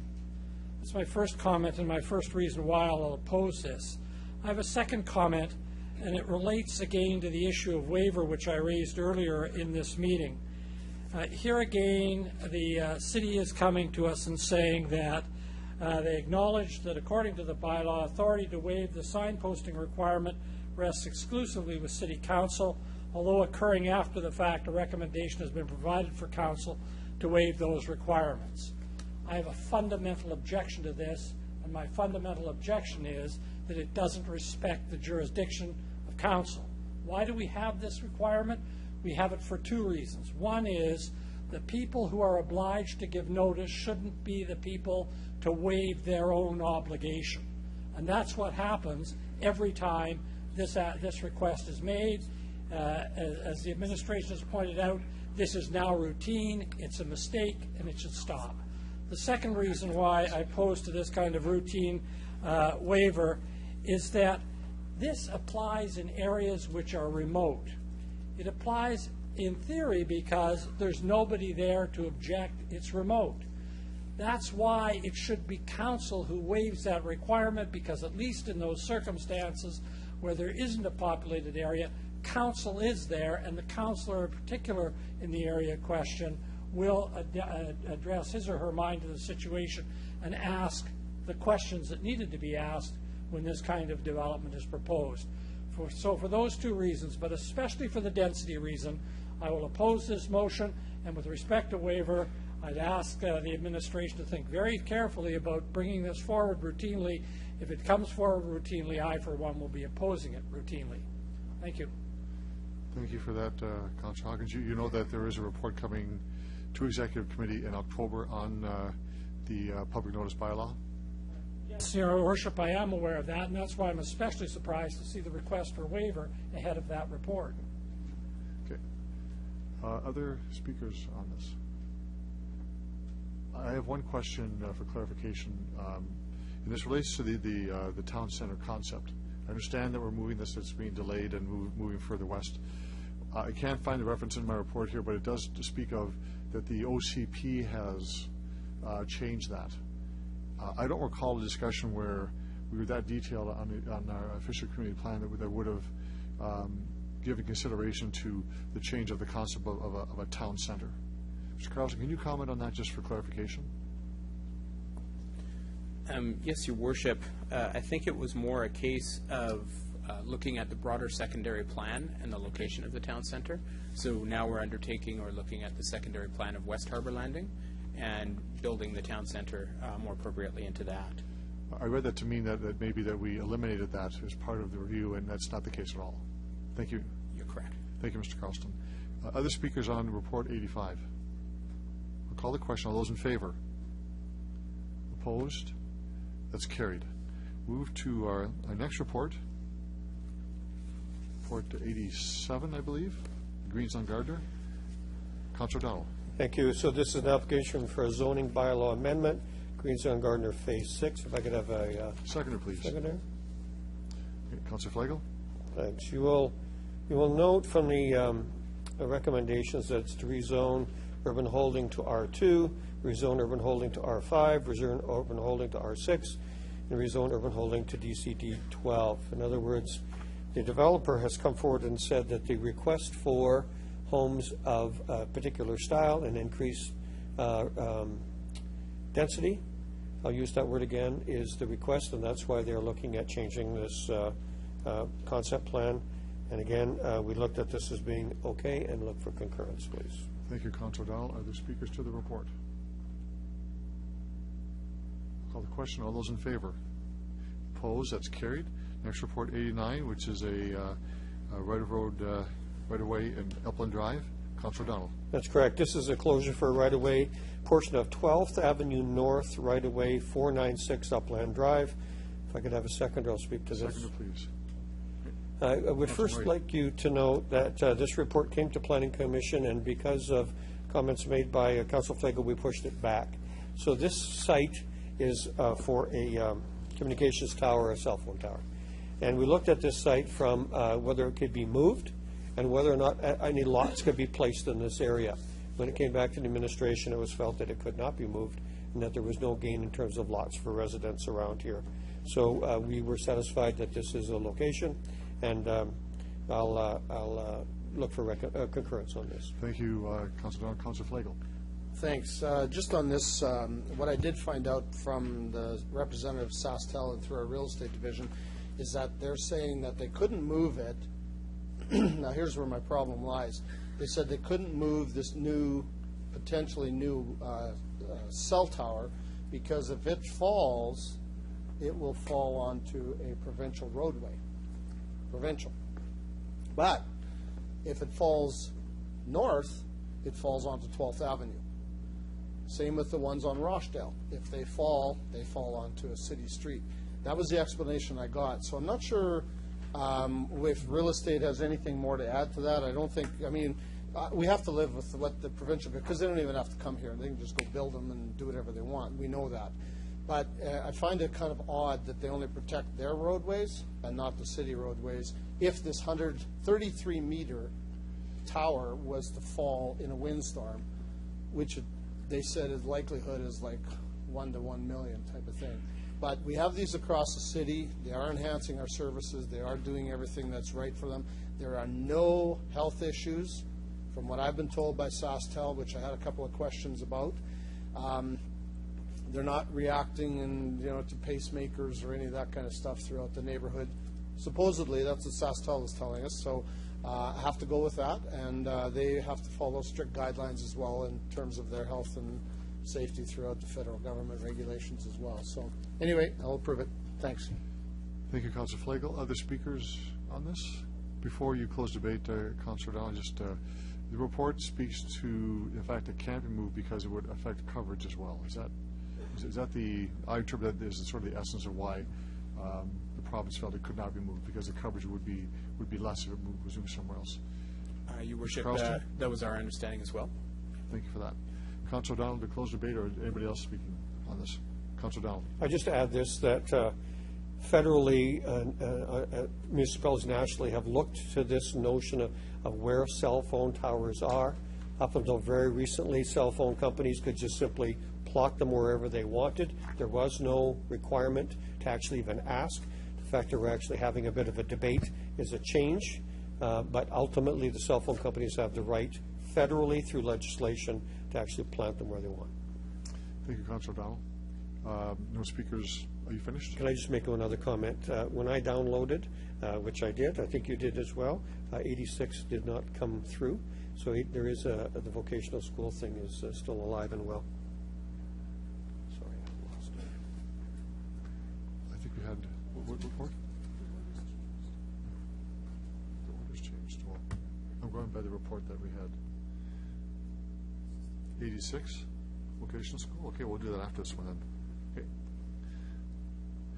On the report before us, which is 89, which is the right-of-way, I'll call the question. All those in favor? Opposed? Carried. Okay, let's go back to report 86, which is a vocational school. Councilor O'Donnell? Yeah, it was on the original download that we had. If you re-downloaded, you might not have it. This is an application for a discretionary use proposed vocational school in IB zone 235 North McDonald Street. Can I have a seconder, please? Seconder, please. Councilor Murray? This is a repurpose of a building. The building exists. Now they simply are looking at putting it into a vocational school. We had absolutely no issue with this, thought it was a good plan. Look for concurrence. Questions on the report? Councillor Higgs, were you just anxious to vote? All those in favor? Opposed? Carried. Thank you. Up to now report 90. I think we did that. Why is this not the same? Oh, no, I just don't even have my report here. Report 88, which is a. Okay. Is it on? Yours farther down? Okay. Right, so we're on report 90 now, which is on McDonald Street. This is a roadway right-of-way. Councilor O'Donnell, report 90. Yeah, application for partial closure of road right-of-way, portion of 19th Avenue road right-of-way at 2777 McDonald Street. Somebody could second that for me, please. Please, for this. Councilor Flagel. I have nothing to say. It was just fine. You have nothing to say. Anybody else have anything to say? All those in favor? Opposed? That's carried.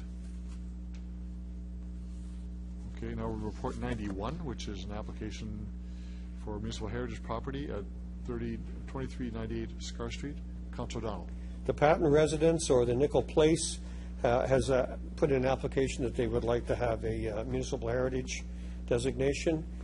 We usually comply when someone makes that request. We see no reason not to comply. If I could have a seconder. Seconder, please.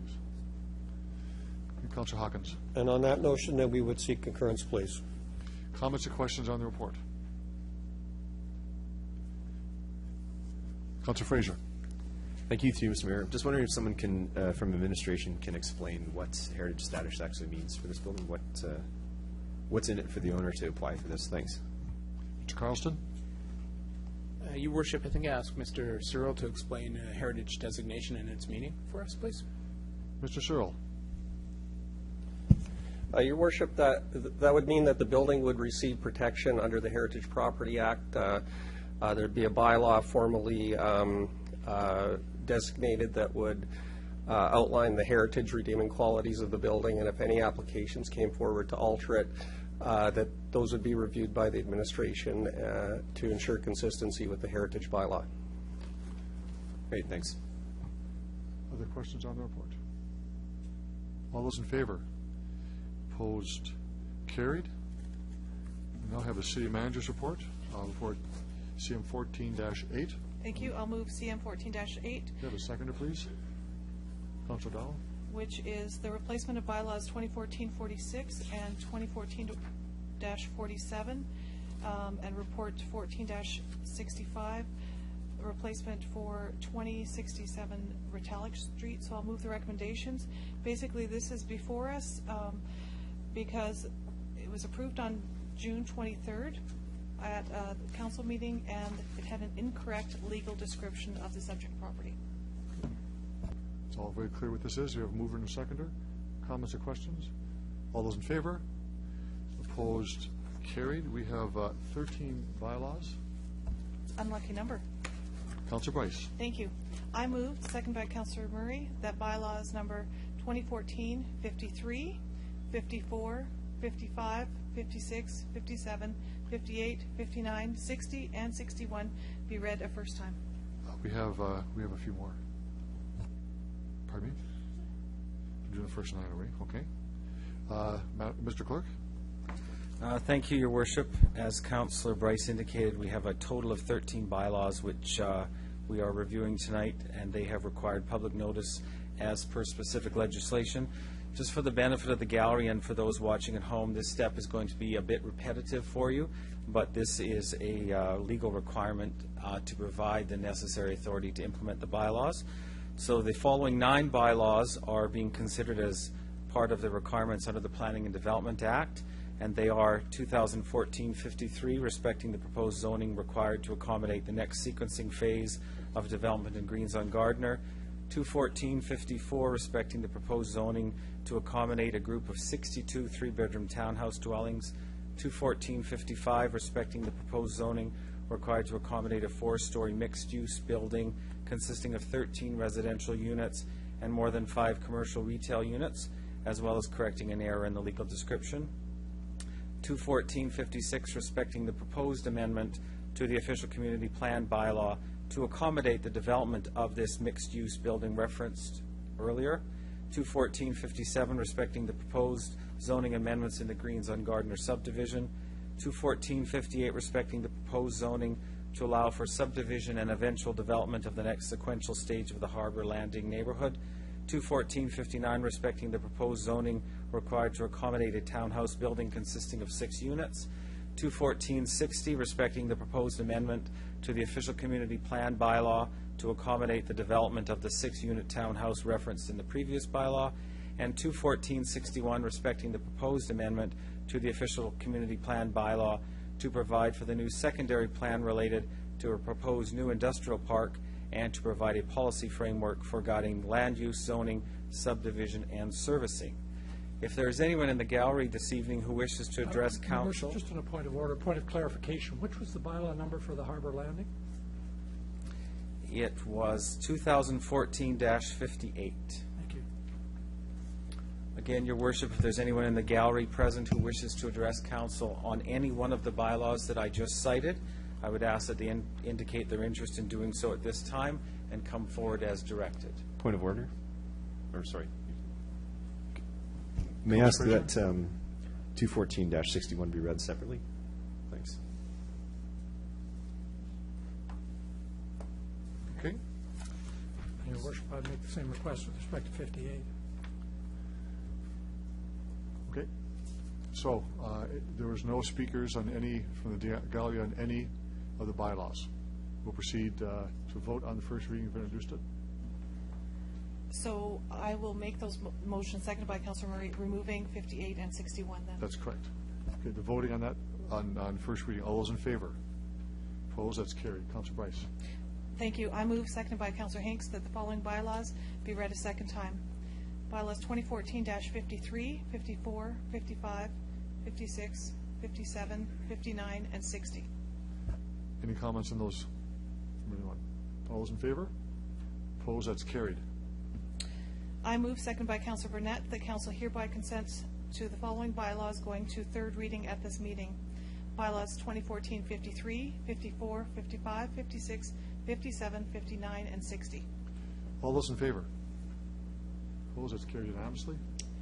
I move, seconded by Councillor Fraser, that the following bylaws be read a third time.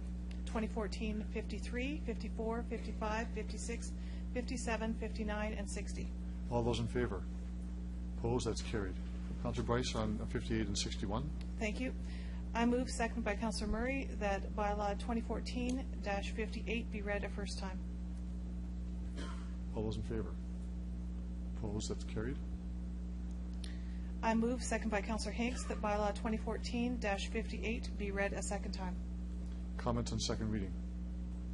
All those in favor? Opposed? That's carried. I move, seconded by Councillor Burnett, that Council hereby consents to bylaw 2014-58 going to a third reading at this meeting. All those in favor? Opposed? This bylaw is set aside until next sitting of City Council. Councillor Bryce. Thank you. I move, seconded by Councillor Murray, that bylaw 2014-61 be introduced and read a first time. All those in favor? Opposed? That's carried.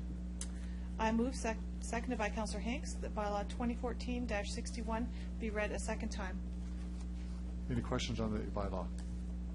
All those in favor? Opposed? That's carried. I move, seconded by Councillor Burnett, that Council hereby consents to bylaw 2014-61 going to third reading at this meeting. All those in favor? Opposed? This bylaw is set aside until the next meeting of City Council. Councillor Bryce on the four remaining. Thank you. I move, seconded by Councillor Murray, that 2014-63 be introduced and read a first time. Mr. Clerk. The following bylaw is being considered under the Heritage Property Act, being number 214-63, designating the property known as the Patton Residence located at 2389 Scar Street as a municipal heritage property. Again, if there's anyone present who wishes to speak to this, we would ask that you indicate so at this time. There is none, Your Worship. Thank you, Mr. Clerk. The vote on first reading. All those in favor? Opposed? That's carried. Councilor Bryce. I move, seconded by Councillor Flagel, that bylaw 2014-63 be read a second time. Any questions or comments? All those in favor? Opposed? That's carried. I move, seconded by Councillor Burnett, that council hereby consents to bylaw 2014-63 going to a third reading at this meeting. All those in favor? Opposed? That's carried unanimously. I move, seconded by Councillor Fraser, that bylaw 2014-63 be read a third time. All those in favor? Opposed? That's carried. Thank you very much, everyone, for that. Councilor Bryce for that. Mr. Clerk. I think I have a couple more. A few more bylaws to go? Okay. Go ahead. Thank you. I move, seconded by Councillor O'Donnell, that bylaw 2014-64, 65, and 66 be introduced and read a first time. Mr. Clerk. Thank you, Your Worship. The final three bylaws are being considered under the Cities Act. They are bylaw 214-64 respecting the proposed sale of a portion of 19th Avenue Road right-of-way, 214-65 respecting the proposed sale of a portion of 12th Avenue North right-of-way, and bylaw 214-66 respecting the proposed sale of the lane located at 1033 Edgar Street. If there's anyone present who wishes to address council, I would ask that you indicate so at this time. There's no one, Your Worship. Thank you, Mr. Clerk. We'll vote on the first reading on this. All those in favor? Opposed? Carried. Councilor Bryce. I move, seconded by Councillor Hawkins, that bylaw 2014-64, 65, and 66 be read a second time. Any questions or comments? All those in favor? Opposed? That's carried. I move, seconded by Councillor Murray, that council hereby consents to bylaw 2014-64, 65, 66 going to a third reading at this time meeting. All those in favor? Opposed? That's carried unanimously. I feel like a yo-yo. I move, seconded by Councillor Hanks, that bylaws 2014-64, 65, and 66 be read a third time. All those in favor? Opposed? Carried. Now we're finished with bylaws, and we'll go on to delegations, communications, bylaws, and related reports. Our next delegation is Mr. Kirby Benning, D 14-74. Mr. Benning, if you could identify yourself, who you represent. You have 5 minutes for presentation, and maybe questions from council afterwards.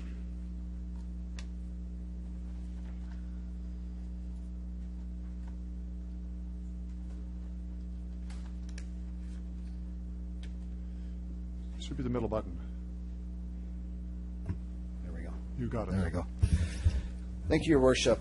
My name is Kirby Benning. I'm the chair of the Civic Pension and Benefits Committee, representing the 22 different employee groups that are members of employees in the city that are members of the pension plan, including the City of Regina's employees. I will thank your administration, Mr. Mayor, for helping me with my presentation today and ensuring that I stay confined to the annual report that you're dealing with tonight. And I have found some points that I would like to bring up with you, Mr. Mayor and Council. I see in the message from the chairperson in this report, and I'm quoting from the third paragraph in that report, that the board's prudent management of the funds with the liability and risk-adverse focus and the sponsor's plan amendments are both required with a strengthened governance model for dispute resolution in a timely manner defined manner. Only those factors together will ensure the predictability and sustainability of the benefits with managed cost parameters for the contributing employees and employers. Mr. Mayor, you said last year that you applauded the employees and the city representatives for finding the plan amendments that would make this plan sustainable. The board in this report has identified the only thing left is to strengthen the governance model for dispute resolution in a timely and defined manner. Will this council work towards this end as identified by the chairperson of this civic annual superannuation and benefit plan? That's your presentation? That is my presentation. Nice and simple. And I look forward to any questions that you may have. Thank you. As you know, you can't ask questions. We can answer. We can You can't ask us questions to you, but we can have a discussion from members of council. So thank you for your presentation. Are there questions of the delegation? Any questions? There are none. Thank you very much. You can return to the gallery, and we'll now consider report. Thank you, Your Worship. I think the people behind me are disappointed that you have no comments for them on this issue. And you finished your presentation, though. Thank you. Thank you very much. Order, please. Order, please. I will make a statement, though, that the report before us is for the annual report for 2013. The issues related, while members of the gallery are here, will be discussed in other forums at other times coming to council. But under the bylaws that we have, the report is for the annual report for the fund ending December 31st, 2013. We have a City Manager's Report 14-9. I have a mover and seconder for that, please. Councilor Bryce. Thank you. I move CM 14-9, which is the. Perhaps we'll wait for the gallery to clear.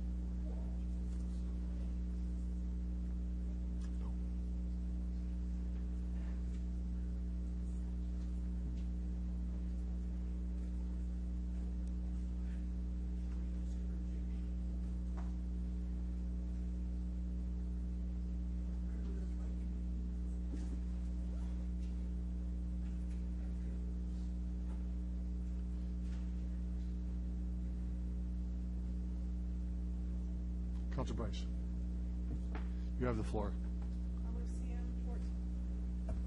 I'll move CM 14-9, which is. The seconder, please, for that. Councilor Murray, thank you. It's the Regina Civic Employee Superannuation Benefit Plan for 2013 Annual Report. Okay, this is a receive and file. Comments? Councilor Murray? Thanks, Your Worship. It's unfortunate that most of the gallery who came to learn more about this particular document have decided to leave the room. This is a report that simply brings us information about the pension plan where it currently sits today. I am one of your representatives on this particular pension plan. And this report is an annual report that comes to us every year. This isn't something that City Council has the ability to negotiate or adjust or to comment on or to bring anything. This is simply just data that comes to us and explains to us where the pension plan sits today. Those numbers vary and they change literally day by day. If you watch your own RSPs and you're that diligent to sit and watch what did the markets do to my investments today, this report will fluctuate and change the same way. This isn't something that City Council has the jurisdiction to adjust or affect or put anything into place. So it's unfortunate that some people thought that maybe there was a way for us to manipulate this report, to somehow change this report, to somehow change the outcomes of where we are today. This, Your Worship, is simply just data telling us where we are. And so I think it's critical that we look at that. City Council does not choose the investments that occur within this pension plan. That's done through a body, that's done through a board that has representatives. To have any discussion or comment beyond that, Your Worship, would in fact go against the negotiations that are going on today by those negotiating parties. There are 17 employer groups, Your Worship, who are participating within this plan, and there are 5 employer groups. So you have a number of people who are sitting down as we speak, as we're working through this to come up with a resolution. And Your Worship, this report had nothing to do with that. So it's unfortunate that we lost the majority of the people that probably should have heard that, because they would know there is going to be an opportunity to have their comments heard. Just this isn't the right place. Thanks, Thank you, Your Worship. Councilor Murray. Appreciate that. Other comments on the report? I'll call the question. All those in favor? Opposed? Carried. Next report, Councilor Bryce. Thank you. Bring forward CM 14-10, which is the Regina Civic Employees Long-Term Disability Plan 2013 Annual Report. Seconder for that, please. I'll second that, to Your Worship. Councilor Murray. Comments on this report? Councilor Murray, once again. If I can, Your Worship, just I also participate in this plan and assist in providing some guidance and leadership. As your representative from City Council, again, here's another example of a report that comes to us annually, defining where the plan sits today, where our long-term disability plan has gotten today. Investments are very good. The returns are good. We've got a good, stable plan. And really, this is simply just a report explaining that. Again, this is an annual report that comes to us each year, and it's more for information than anything else. So it's a receive and file, and I'm happy to support it, Your Worship. Thank you for that. Comments on this report? All those in favor? Opposed? Carried. Move on to our next delegation, DE 14-75, Mr. Jim Elliott. Mr. Elliott, you know the rules. Identify yourself, who you represent. You have 5 minutes for a presentation, and there may be questions afterwards.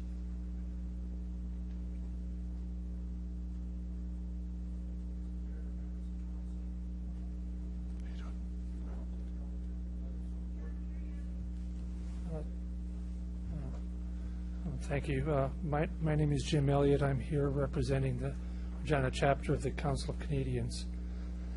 Founded in 1985, the Council of Canadians is Canada's leading social action organization, mobilizing a network of 60 chapters across the country. Through our campaigns, we advocate for clean water, fair trade, green energy, public health care, and the vibrant democracy. We educate and empower people to hold our governments and corporations accountable. Tonight, in respect to this report, I want to focus on the P3 borrowing costs and the hidden P3 costs. Today, we are paying very high rates for private borrowing. The rates for private borrowing is 6.462%, almost 2.5% higher than the city's rate. Most P3 advocates, including the Council or the Conference Board of Canada, Sask Builds, assume a 2% higher private borrowing costs, and so did Regina Water Watch when they did their analysis. The combination of higher transaction costs and higher borrowing costs was why Regina Water Watch said the P3 plant was not a good economic choice. Previously, the mayor repeatedly insisted that the borrowing costs would be between 0.5% and 1% higher, and the mayor has never provided the source for these statements. My second area of concern is what's the difference between the actual capital costs and what are eligible capital costs. Now, the actual capital cost for the project is $180.8 million. This includes both EPCOR's and the city's costs for capital portion of the project. A quote stated that PPP Canada funding would be $48.2 million as the eligible capital costs were significantly lower than anticipated. A further quote in the report says that on May 26th of this year, the city and PPP Canada entered into a financial agreement. Now, P3 Canada grant will cover 25% of eligible capital costs, so 100% of eligible capital costs would be $192 million, or $192.8 million, or 48.2 times 4 to come out to the full amount. Now, this makes the eligible capital costs at $12 million more than the actual capital costs. My question is, what are the itemized costs and the differences between the actual capital costs and what are eligible capital costs? The third point I wanted to cover was the gap between the actual and eligible capital costs have actually in fact increased. Now, the gap today between the eligible and actual capital cost is now 6.6%, or $12 million above the actual costs of $180.8 million. In August of 2013, the gap was only 4.3%, or $9.7 million on the estimated costs of $224.3 million. And my questions again are what exactly are these costs, and why are the increases so much? Thank you. Thank you, Mr. Elliott, for your presentation. Other questions of the delegation? There are none. You can return to the gallery and move on to our next delegation, Catherine Gibson.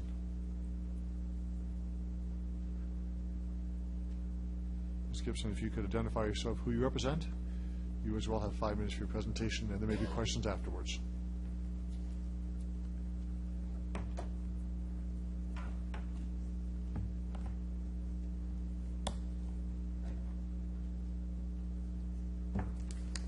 Thank you. My name is Catherine Gibson, and I self-identify with Regina Water Watch. There are two aspects of the wastewater treatment plant contract that I consider favorable. These are the choice of an EPCOR-led consortium and the lower than predicted capital construction price. I'd like to again acknowledge that the appalling state of Canada's infrastructure can be laid at the feet of successive federal governments that have clawed back their investment from 50% to next to nothing. I will also acknowledge that the use of public-private partnerships was forced on municipalities by the current federal government as the only road to obtaining an infrastructure grant, and that our provincial government is steering in the same direction and on the same road. We can all agree that Regina City Council and administration's hands were tied in many respects by higher levels of government, but there was still some wiggle room that was not taken. It was recommended that a truly independent financial consulting firm should be contracted by the city to guide in choosing options and applying for grants. This was ignored.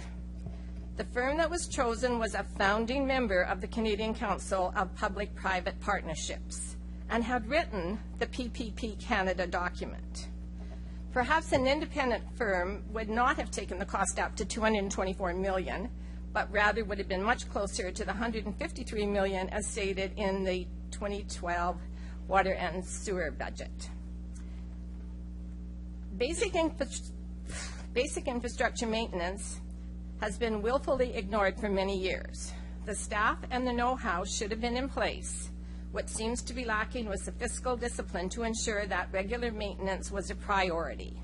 The city should be setting the example for and even mentoring citizens in the area of maintenance. If that were the case, perhaps fewer basements would have been flooded as a direct result of homeowners not cleaning their gutters prior to June 29th. Failure to keep up with maintenance can have a spillover effect when the rainwater from the roof of one house flows into the window wells and foundations of a neighbor's house. The spillover has even wider ranging consequence to downstream communities when wastewater treatment facilities cannot keep up.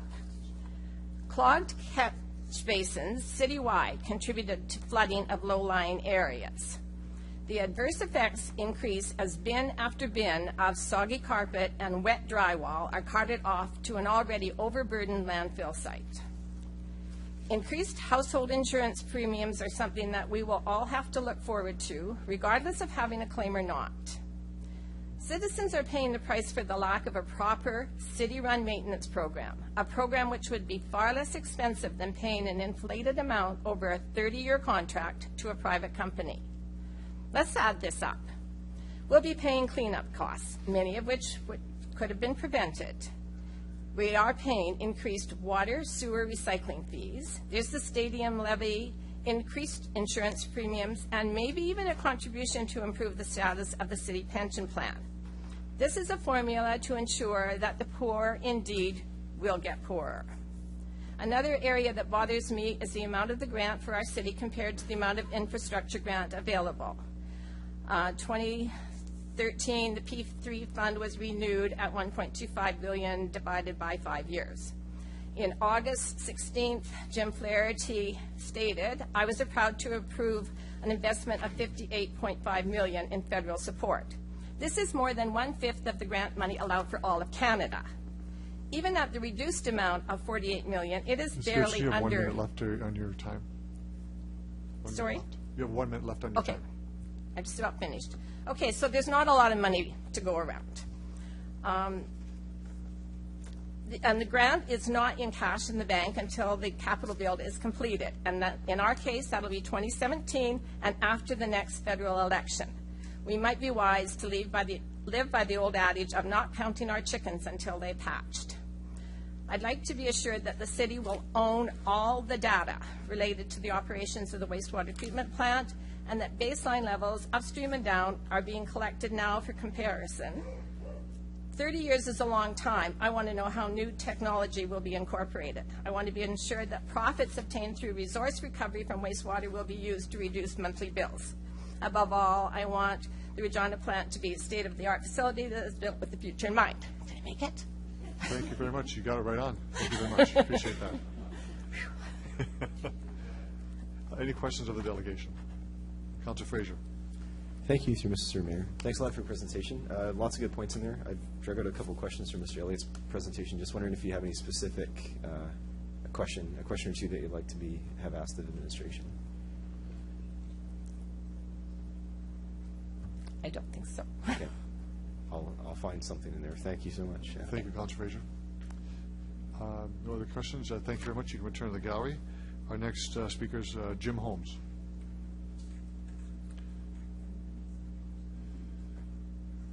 Good evening, Mr. Holmes. You please identify yourself, who you represent. You as well have 5 minutes for your presentation, and there may be questions of members of council after.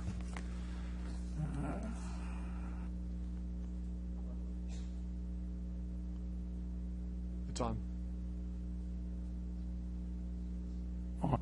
But it's on now. Great. I'm sorry. My apologies.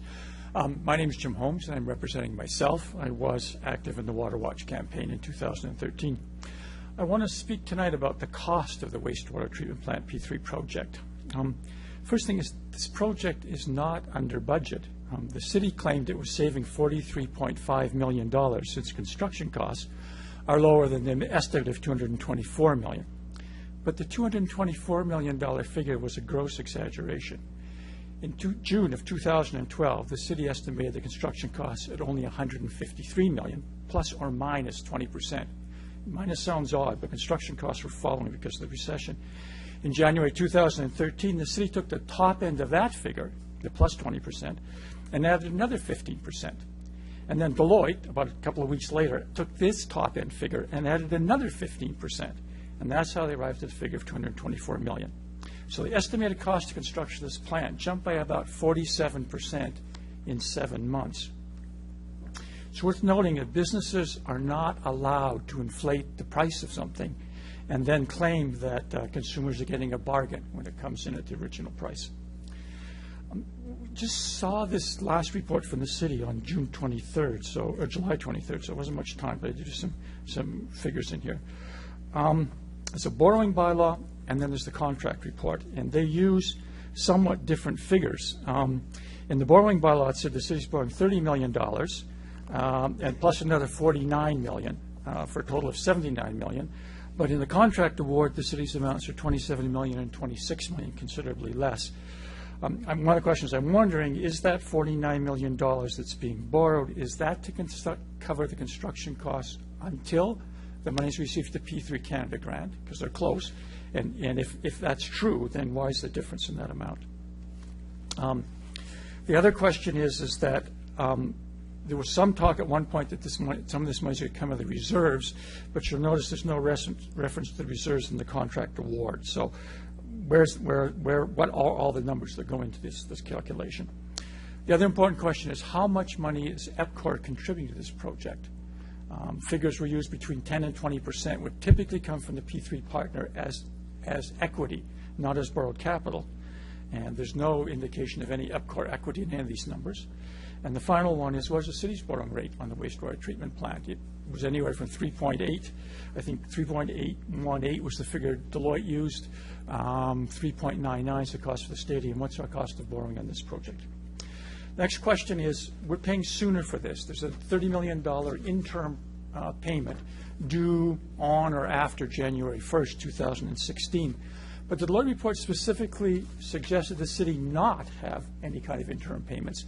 That was a substantial incentive for the contractor to get the work done on time. And so the question is, why are we making an interim payment, and are we doing that with borrowed money? And the next question is the reserves. The borrowing bylaw showed that 100% of the city's contribution as borrowed money. In the original project, about 42% of the city's contribution was going to come from the General Utility Reserve. Since 2007, the city has raised water and sewer utility rates by 81%. And we were told that this money was to pay for infrastructure upgrades. If you look at the 5-year capital budgets, the water treatment plant upgrade was always the single biggest item in those 5-year plans, about 47% in 2012, down to about 38% in 2013. So I guess my question is, what happened to the money that was supposed to be in those reserve accounts for this important infrastructure? Mr. Holmes, you have 1 minute to go. Sure. Just really quickly. The plant's costing $181 million, which is good news. That's the top of the 2012 estimate, about the midpoint in the 2013 estimate, and the bottom end of the deployed estimate. It's good news, but it's not a savings.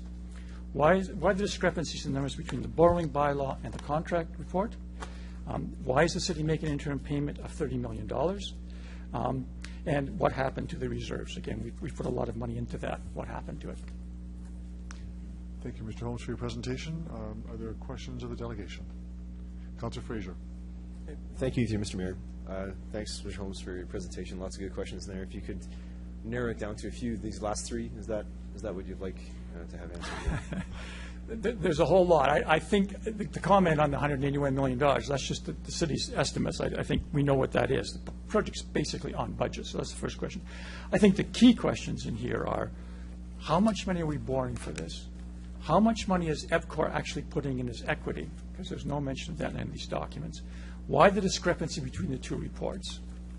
I suggested some possible explanation. I have no idea if they're correct or not. And what is the city's borrowing rate? Because that's important information. Okay, thank you very much. Thank you. Thank you, Councillor Fraser. Other questions of the delegation? You can return to the gallery, and we'll move on to our final delegation. It's Darren Grinchowski. I hope I got that right, and if I haven't, I know you'll correct me. So identify yourself, who you represent, and you have 5 minutes as well for your presentation. Thank you, Mr. Mayor and Council, for this opportunity to talk to you tonight. You were pretty close. My name's Darren Grinchowski. I'm here representing myself tonight. I was part of the Regina Water Watch campaign last year. The support that I'll be talking about briefly here tonight didn't come on the website till the evening of July 23rd, the day before presentations of council were due to be submitted to the clerk. So it's made, thorough analyzation somewhat difficult. So we'll start with where are the 30 years savings over the 30 years of this contract. According to page 1 of the report, the projected costs over the entire term of the project, including construction, was set at $858.2 million. The project agreement and city costs for the project are now $610.7 million, providing a $247.5 million savings over the entire 30-year life of the project. As you can see with the chart I included below, there's a comparison between the estimates that the city released during the referendum campaign last year, 2013, and some of the numbers from this latest report. And several questions are apparent right off the top. What happened to major maintenance costs? In 2013, they were estimated at $117.2 million, and in this latest report, there's zero. Why were the capital repayment costs so much higher in the 2013 estimate? What was the interest rate assumption behind the city's numbers from 2013? And where did this projected $858.2 million cost come from? When we added up the numbers that the city gave us during the referendum, the total was $984.2, and the total out of this latest report is $670.9. Moving on to EPCOR Water Prairies, the successful bidder. According to Regina Wastewater Treatment Plant Upgrade Project, award of request for proposals number 2245 of July 28, 2014, correctly identifies our P3 partner as EPCOR Water Prairies, and then moves on to incorrectly abbreviate this to EPCOR. EPCOR is a for-profit corporation wholly owned by the City of Edmonton. The city's contract is with EPCOR Water Prairies, a consortium that wasn't incorporated until after it had successfully received this contract. Incorporation usually means that liability is limited to the corporate entity, not the individuals or companies who form this corporate entity.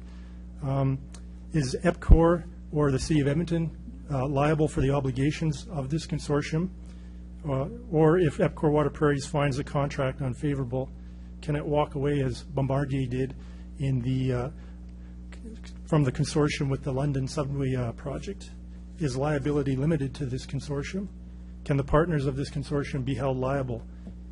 How much equity is EPCOR Water Prairies contributing to this project?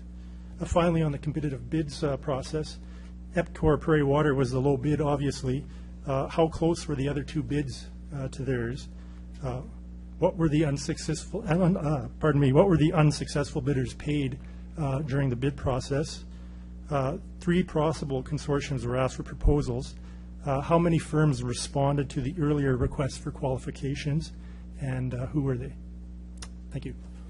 Thank you very much for your presentation. Are there questions of the delegation? Councillor Fraser. Thank you, through you, Mr. Mayor. Thanks a lot for your presentation. Again, lots of good questions in there. We have quite a list. Is there a couple that really stick out to you? Well, I guess for myself, one is, where is this $858.2 million figure coming from originally, and how come we don't have any major maintenance in this latest report, and how much money is, as Mr. Holmes related in his presentation, how much equity is EPCOR Water Prairies actually going to be putting forward in this? Okay, thank you very much. Thank you, Councillor Fraser. No other questions. You can return to the gallery, and we'll now consider the report CM14-11, which is a receive and file on the award of the contract for the wastewater treatment plant. Councillor Bryce. Thank you. I'll move CM 14-11. If I can have a seconder. Seconder, please. Councillor Hawkins. And I'll start with a couple of questions. So, from the delegation. So, equity for EPCOR to put into this project. That will be the first question. Mr. Schobert. Your Worship, thank you. In terms of the structure of the bid from EPCOR, their contribution is all equity. There is no private financing as part of this project. Councillor Bryce. Thank you. What is the interest rate? Mr. Schoberg. Your Worship, as I mentioned, there's no private financing as part of their deal. It's all equity, so there is no interest rate. Okay. Why are we making an interim payment? Mr. Schoberg. Your Worship, as referred by one of the delegations, certainly as we move into projects like this, the ideal scenario is to have all payments at the end. It certainly is the same approach for any other project we do in any other procurement model, but the fact is that progress payments are typical in construction projects. In this case, what we looked at was the cost associated with withholding all payments to the end versus making some interim payments, and the differences in terms of, again, cost to the city. And to try and balance that off, basically we've structured this payment mechanism, which allows us to hold them to their performance requirements and does provide us some better value financially. Thank you. And I'm going to ask one, and I know others have other questions, so one more. So the reserve accounts from the utility budget, what's happened to that money that we were collecting for? Mr. Schulberg. Your Worship, all the reserve money, of course, is still there and is allocated as determined in each budget, in each annual budget decision process. In the case of this project, the report speaks to it specifically, and the allocations out of the utility reserve are $26.4 million to support this project. Of course, there are other funding sources that are detailed in the report, and in addition, the utility supports more than just the wastewater treatment plant. It supports Buffalo Pound, various other infrastructure assets under the ground, and so on, the whole system that we're required to fund and maintain over time. Thank you. I'll reserve my last couple of questions for the end. You will close debate? Yeah. Okay. Thank you, Councillor Bryce. Other questions or comments on the report? Councillor Fraser. Thank you, through you, Mr. Mayor. Yeah, thanks to everyone for their presentations. This is obviously a very big project, lots of moving parts, and given that the P3 nature of it is sort of new territory for the city, it's important that we do a good job of sort of tracking how it goes. You know, this isn't likely the last time this question will come before us, so we want to make sure that we're doing a good job of knowing how things are going. Yeah, many questions here. So the one that first came to mind through reading this report is, you know, it mentions the big number is $180.8 million. That's good news. That's much less than we passed as council for the maximum total. Just wondering if you could relate that to the federal grant, because the federal grant we have down here is $48.2 million. It's meant to be up to 25% of the cost, but if you times that by 4, that's more like, sorry, I don't have the number in front of me, but it's about $195 million or so. Mr. Schoberg. Your Worship, certainly I can appreciate it's not a straight line to calculate those numbers. In fact, the PPP Canada grant provides for funding in various categories, and generally speaking, all the hard costs of a project are covered and apply the 25% to. In addition, there are additional soft costs that the city can apply to have 25% funding for. So there are soft costs related to the procurement and other processes, and in this case, they have qualified, which allows us to receive a slightly higher amount, and the 48.2 reflects that full calculation, both the hard and soft costs that are covered in the 25% allocation. Okay, so is that to say our soft costs were 4 times the discrepancy between those two numbers? 4 times about $12 million or something like that? Mr. Schoberg. Your Worship, certainly the difference would be in soft costs. As I mentioned, the procurement-related costs or various other things throughout the course of the process as it's procured and moved forward. That would be the difference from the amount received. Okay, so if those soft costs aren't part of this budget, where do they fall into our budget system? When will we actually see those soft costs come before us in a budget? Mr. Schoberg. Your Worship, I'm not sure I fully understand the question, maybe, but all the costs of this project are included in our budget. So both the construction costs, of course, and the ongoing annual costs as part of the contract are included in our budget documents this year. So there'll be additional items in the 2015 budget as we move forward. There were items in the 2014 budget as well, but they'll all be included in the budget.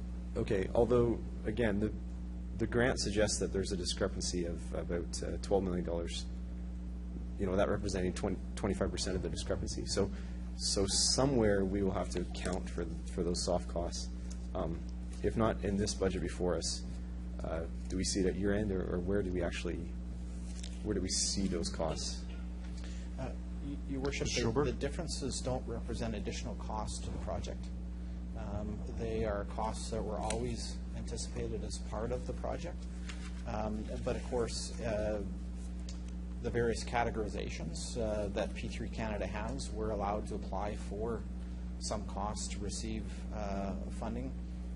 Of course, as we work through the process of procurement and work through the agreement with P3 Canada, they make a determination as to what is eligible or not. And from our perspective, we pursue as much as we can achieve. In this case, we achieve more than 25% of just the hard costs, so some of the soft costs were covered. But those are not incremental over what we had anticipated. It's just the cost of the project more eligible to receive the 25% funding.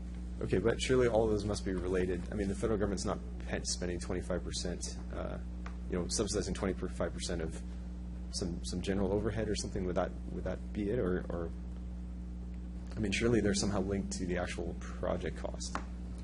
Your Worship, that's absolutely the case. They have a set of criteria of things that very specifically do apply. Other things that are not eligible. So legal costs are not eligible. For instance, there are various other categories. There's a fair list of categories that some are eligible and some are specifically not eligible, but all those costs were anticipated as part of the project, and as we work through the process, some were obviously confirmed to be eligible, and they all totaled up to $48.2 million. Okay, is it possible for us to see a list of those costs? Mr. Schoberg? Your Worship, probably the key item as to where there'd be more detail available is the report here refers to additional details around the procurement that'll be shared in September as we work through all the various documents and agreements and things. One of those is the agreement with PPP Canada.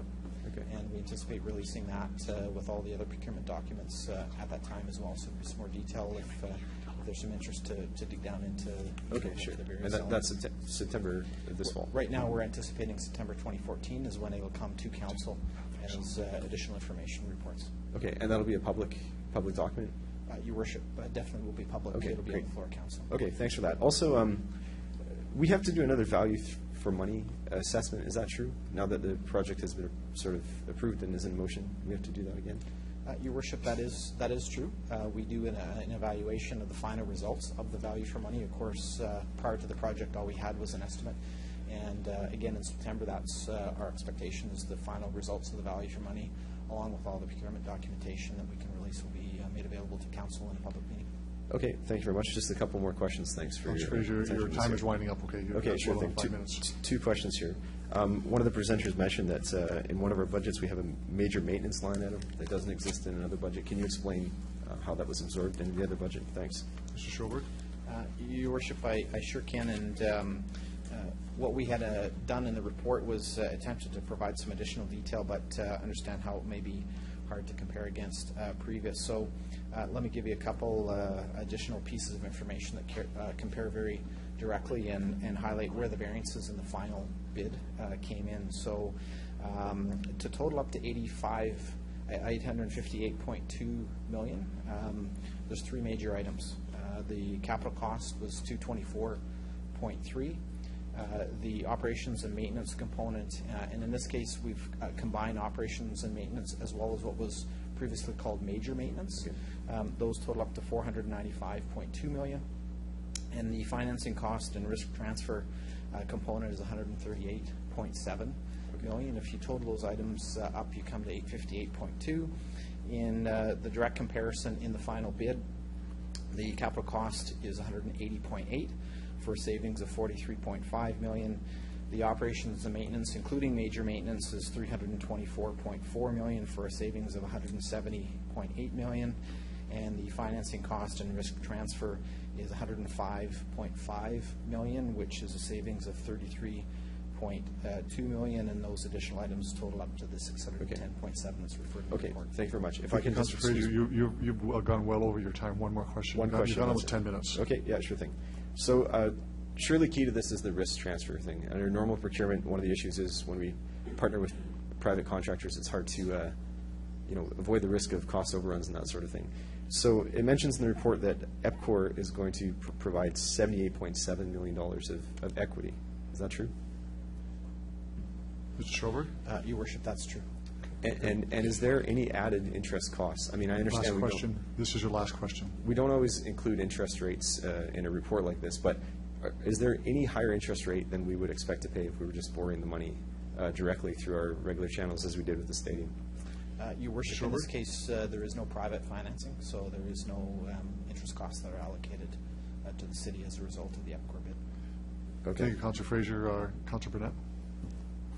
Thank you, Your Worship. Just two quick questions, if I may. During the process, you had a fairness advisor, J.D. Campbell. Was part of their mandate, or a big chunk of their mandate, was to monitor the procurement process, and if the city was doing something wrong, or if they were trying to play or manipulate numbers, that they were there to flag that publicly for us? Mr. Schobert? Your Worship, yes, I'll make an initial comment, and Mr. Court may want to add to this. There is a report attached from the Fairness Advisor which highlights that everything was done in a fair and objective way, so that's what we would certainly expect as part of a project like this, and so it's a favorable result in terms of confirming the process that we undertook. One last quick question. One of the delegations indicated there's a new sort of entity formed, EPCOR Prairie Waters. Can you just comment on that from a risk and liability point of view in terms of was there any surprise there, or was there everything was above boards? Mr. Schobert?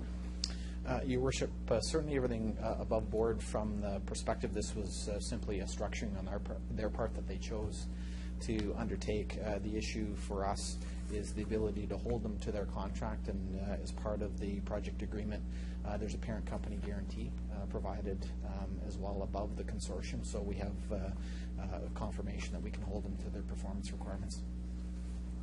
Thank you. Thank you, Councilor Brennan. Other speak, Councilor Dowell. Thanks. If I could continue with Mr. Schoberg, please. When the number that was projected to be the cost, was that done by a consortium, or was that done by some engineers or some accountants and so on to come up with the number? Just tell me who did that, please, or how that came about. Mr. Schoberg. Your Worship, there was 3 primary groups involved in the calculation of those numbers. Was AECOM, our engineering advisors, of course our internal staff were involved, as well as Deloitte, our financial advisor, through the procurement process. Are there principles that are of a national standard that they must follow to come up with a number? Mr. Schoberg. Your Worship, I think I'll defer that question to Mr. Rob Court, the project manager. Mr. Court. Your Worship, they did follow appropriate engineering practices and standards for the industry, and they did meet an ASTM standard in producing that estimate. So it was done appropriately and reviewed within that. Thanks very much. Can I ask, in terms of EPCOR, is this their first go at operating wastewater treatment plant? Mr. Schoberg. Your Worship, certainly that's not the case. They have multiple projects out there in Western Canada, into the U.S. and so on. Do you have any idea how many that is, or close to how many? Mr. Schoberg. Your Worship, I might defer that question to Mr. Court. Mr. Court. Your Worship, I believe it's over 90 facilities. I can't remember the exact number, but they have significant facilities. And they also operate the Gold Bar plant in Edmonton, which is a larger size than our facility as well. Thanks. So as a basis, is EPCOR a separate entity, or is it an entity of the City of Edmonton, please? Mr. Schoberg. Your Worship, EPCOR is owned by the City of Edmonton. Thanks very much. If I could make a comment, please. I'd like to make sure that Mr. Schoberg and his staff know that I'm very proud of them. I think that this is a very good project. I think all of the due diligence occurred here that we should have had. I think the end result is a very strong one. Construction is underway, and we will meet the deadlines and the criteria that the provincial and federal government gave. I applaud our staff for their efforts. Thank you. Thank you, Councilor Donald. Other speakers? Councilor Price, you want to take the chair, please?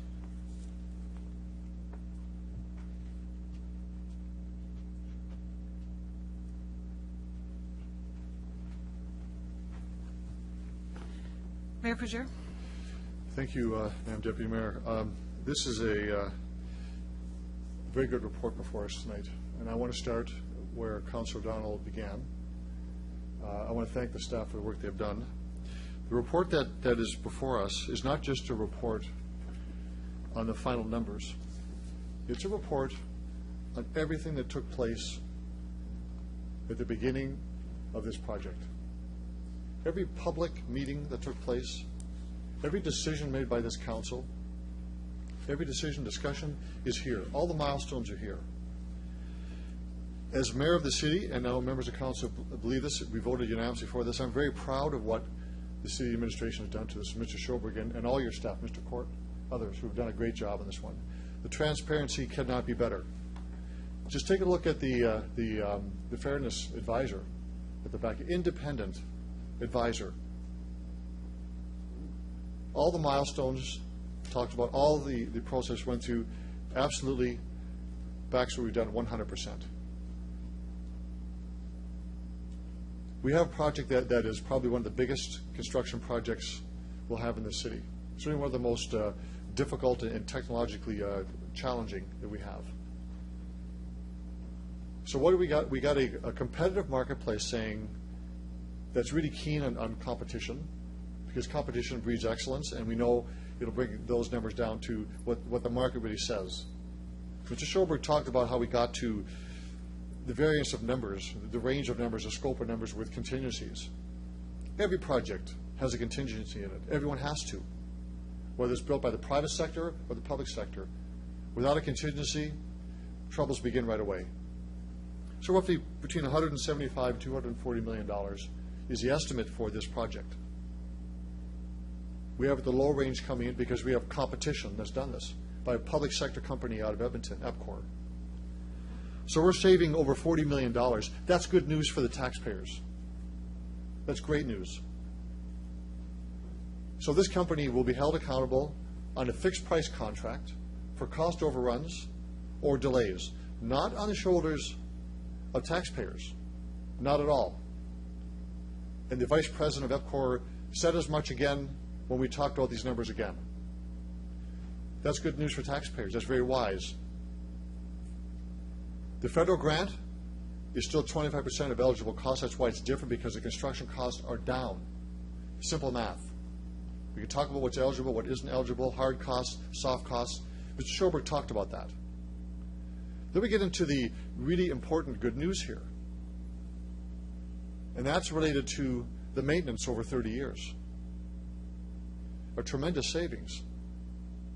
Now, we had our experts, independent experts, come and advise us what that would look like as modeling. Stand by all those numbers. But now we have EPCOR saying, no, we've done this before. And clearly they have done this before. This is a template for them. We're going to save a lot of money. So we forego expenditures of a tremendous amount of money, over $240 million. That's the good news. People should be happy about that, because not only are we under budget on construction and maintenance, the administration has shown us a model of how we are great stewards of taxpayers' money in this case. Does a P3 apply to every project? Not so much. That's a debate for another day. Does it apply for this one? It was unanimous by this council. The citizens of this city approved this project, and here we are today with over almost $250 million savings. That, I think, is excellence. I applaud the administration for what they've done. I thank council for their strength going through this. This is great news. The story begins and ends here. Taxpayers have a tremendous project that will lead us into the future for growth, and we have done this the most efficient way possible. Thank you very much.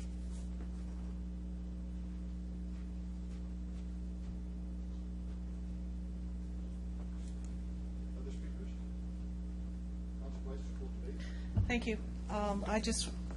My questions have been answered, but I just wanted to reiterate that I also feel this is a good news story for the taxpayers of Regina.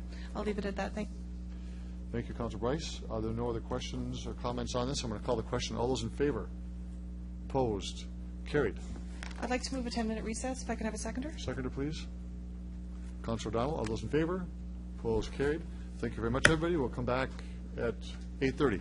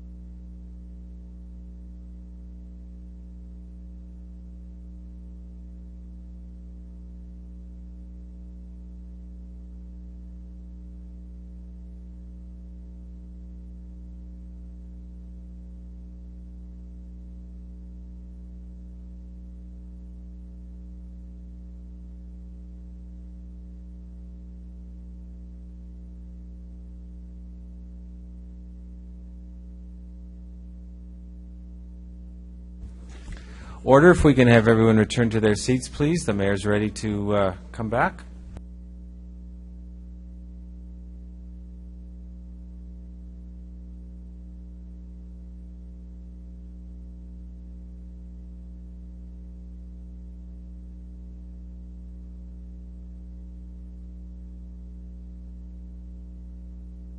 Thank you. If you could please take the seats. And we'll begin the administration reports. CM 14-12. Councilor Bryce. Thank you. I will move CM 14-12, which is the Multi-Material Stewardship Western Inc. funding agreement. Seconder for that, please. Councilor Hawkins. Any discussions on this? Mr. Burnett, Councilor Burnett. Thank you, Worship. Just one question to administration. Are most of the other cities in the province signed on to this program or initiative? Schober? Your Worship, I'll direct that question to our manager of solid waste, Robert Engel.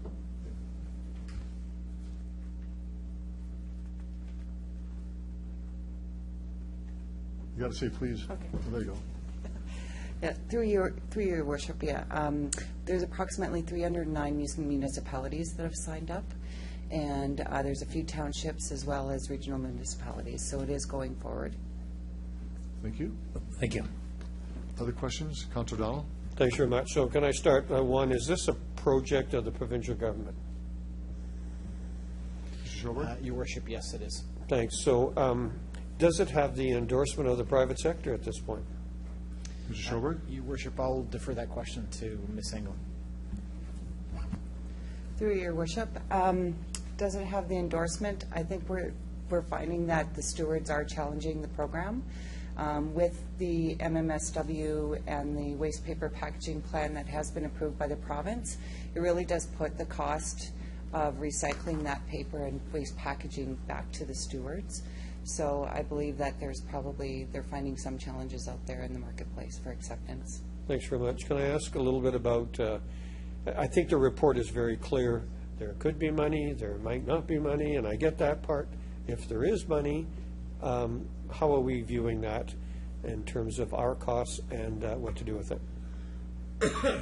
Schober. Your Worship, that's an item, of course, that we'll be considering in future budgets as we can confirm that we are receiving funding.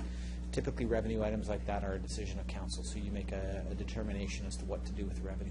Good, thanks. And I'm curious, I started with this as a provincial program, and I get it.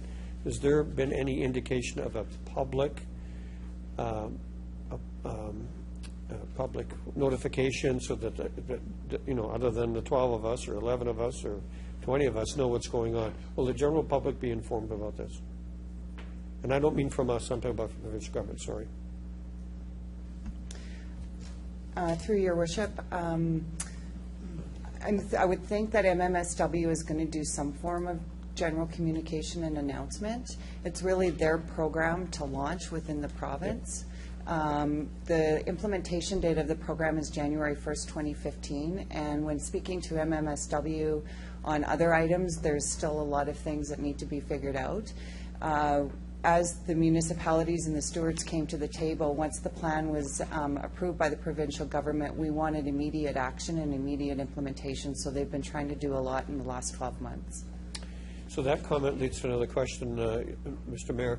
So when I first heard about this program years ago, it was actually more than just paper and packaging. It was glass or plastics or whatever. So clearly before us is just about packaging and paper.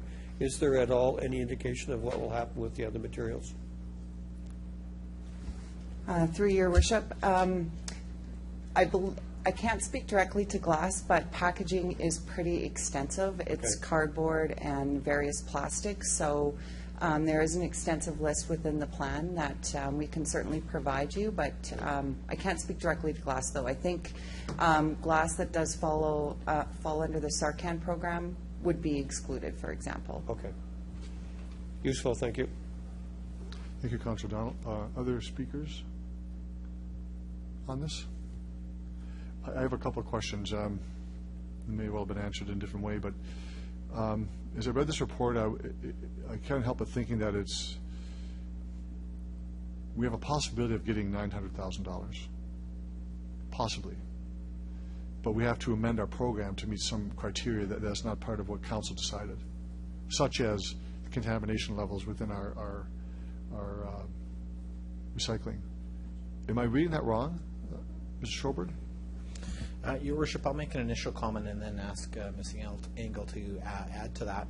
Certainly that's part of the discussion more recently with MMSW in terms of the fact that the city already had a program in place that was up and running, and we've been working with them to modify the terms of the agreement to comply so that our program would comply. Certainly there are a lower contamination standard that's more reflective of a long-standing program, but there are some ongoing discussions, and maybe Ms. Engel can add to this.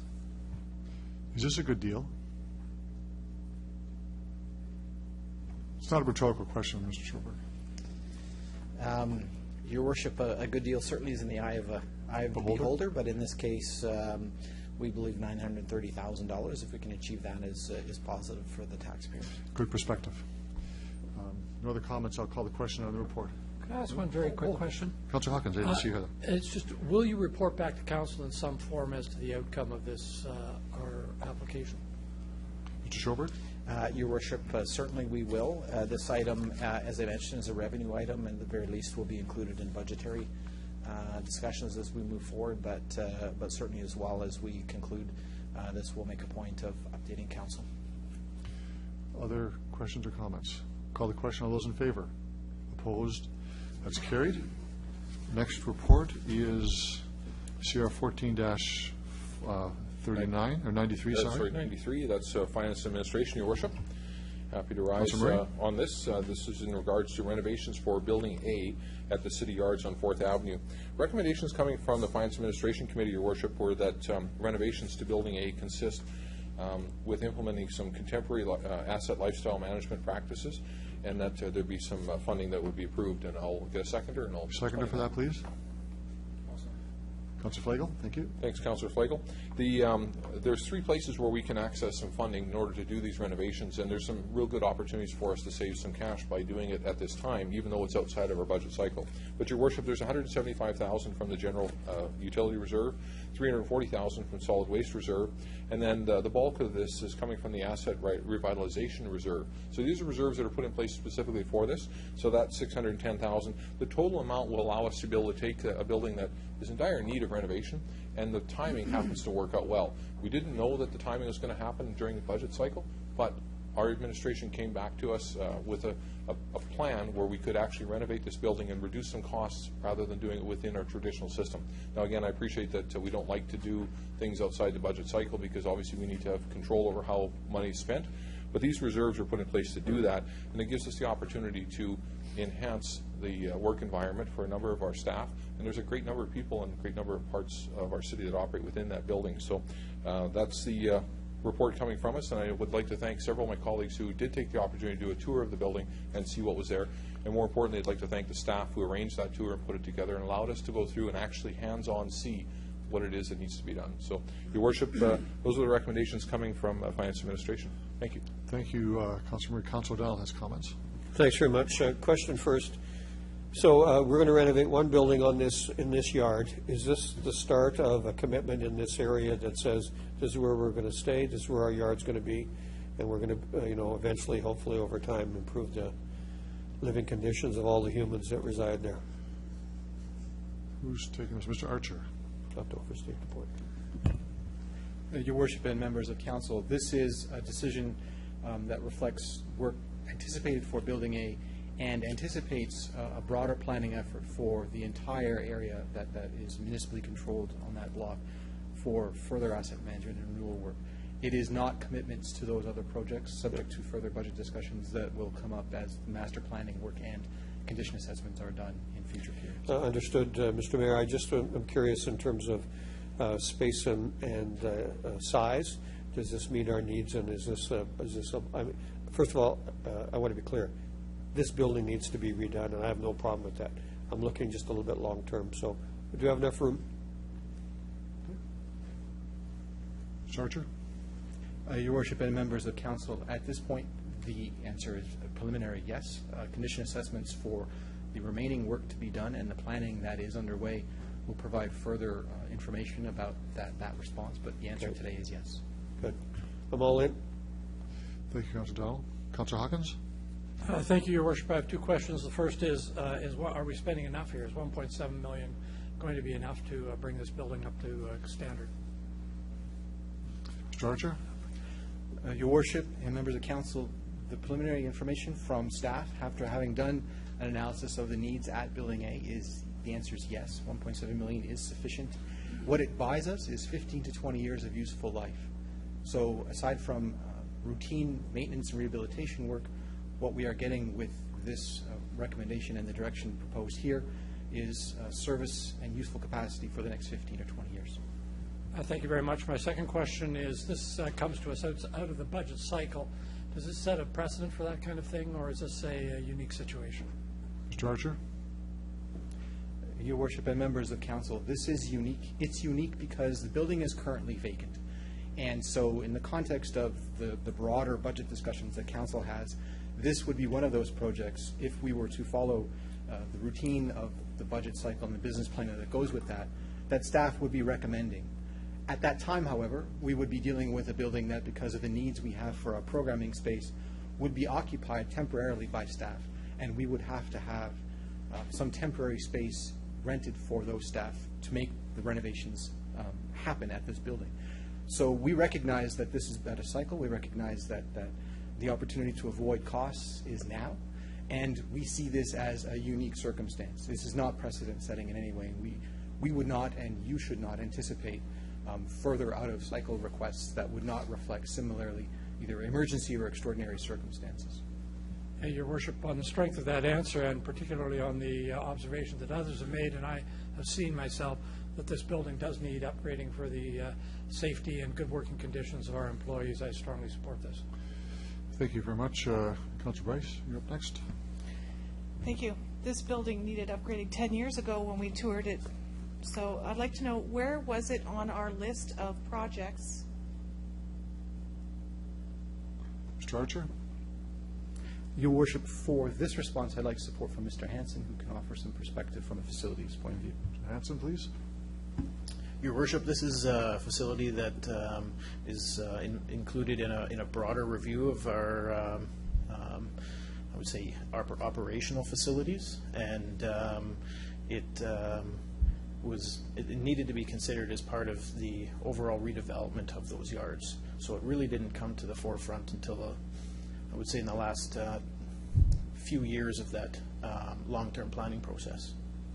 Okay, because I haven't seen it on the list of budget information that's come forward since I toured it 10 years ago when council was asked to come out and see it. So I actually, when I saw this, I really didn't appreciate it coming forward outside of the budget process. I understand it's empty, but that to me does not make a unique circumstance. I'm sure there's other buildings on that list that need upgrading more urgently. Otherwise, we would have heard of this in the budget process last year. So I'm frustrated with that, and I understand people have toured it and said, yes, it does need fixing, but I'm sure we have many other buildings out there that need fixing too.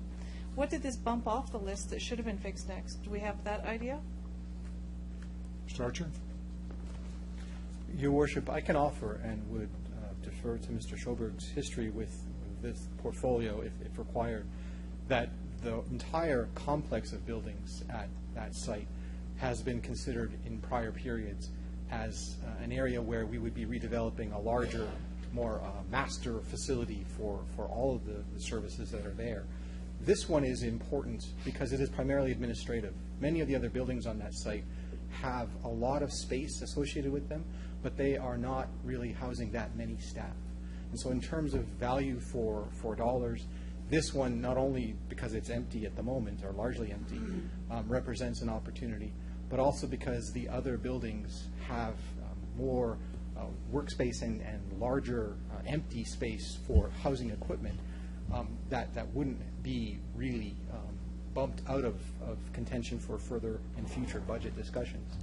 They will go through the same filtering process that Mr. Hanson alluded to, and in the course of evaluating our asset management requirements, be recommended to the Council in the course of future capital budgets.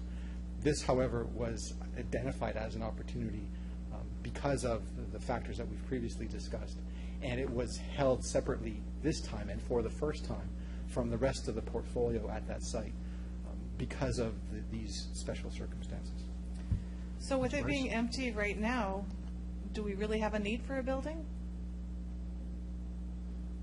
Mr. Archer? Your Worship and members of the Council, the short answer is yes. Mr. Hansen can describe the variety of services where we are temporarily housing staff on a temporary basis. As we fill vacancies in the organization and those temporary spaces no longer become available, we need to find a place for staff to work. We are not efficiently using the resources we have now because space that is available is being used for temporarily housing staff, but those are not necessarily connections that we would normally have in the course of delivering our programs and services. So we need staff to work contiguously. We don't have that right now. This offers the opportunity for that. And on a long-term basis is something that we need. As I mentioned earlier, if we were going through the routine capital budgeting process, this would be a project that staff would be recommending. And so the opportunity to do so now and avoid some future costs is why we're presenting it for consideration. Thank you for those answers and the answers that you gave to Councillor Hawkins as well, saying that this is a unique circumstance and you don't foresee it happening in the future outside of the budget process. Something like this should have been inside the budget process if it was that urgent and we're spending lots of money to put people other places. It should have been in there last year saying we could save this dollar amount. The thing I don't appreciate is that here we are tonight talking about this outside, drawing down some reserves to make this happen. So in future, I don't want to see this again. Thank you. Thank you, Councillor Bryce. Other speakers? Councillor Murray? You're closing debate. Yeah, just to close debate if there's... I'd like to make a comment. Please do. Sorry. Just a comment on the reserves being used. My interpretation is that we're well within our guidelines of maximum minimums on all of our reserves. Is that the case? Mr. Archer? Your Worship, yes, that is the case. And I will support the report as well. Councillor Murray, to close debate. Your Worship, that was actually, my statement was about the reserves, and that's what we have reserves for. And I do want to say thank you to Mr. Archer for bringing this forward. One of the first reports in his new position, and it has to be one that's fairly significant, fairly important.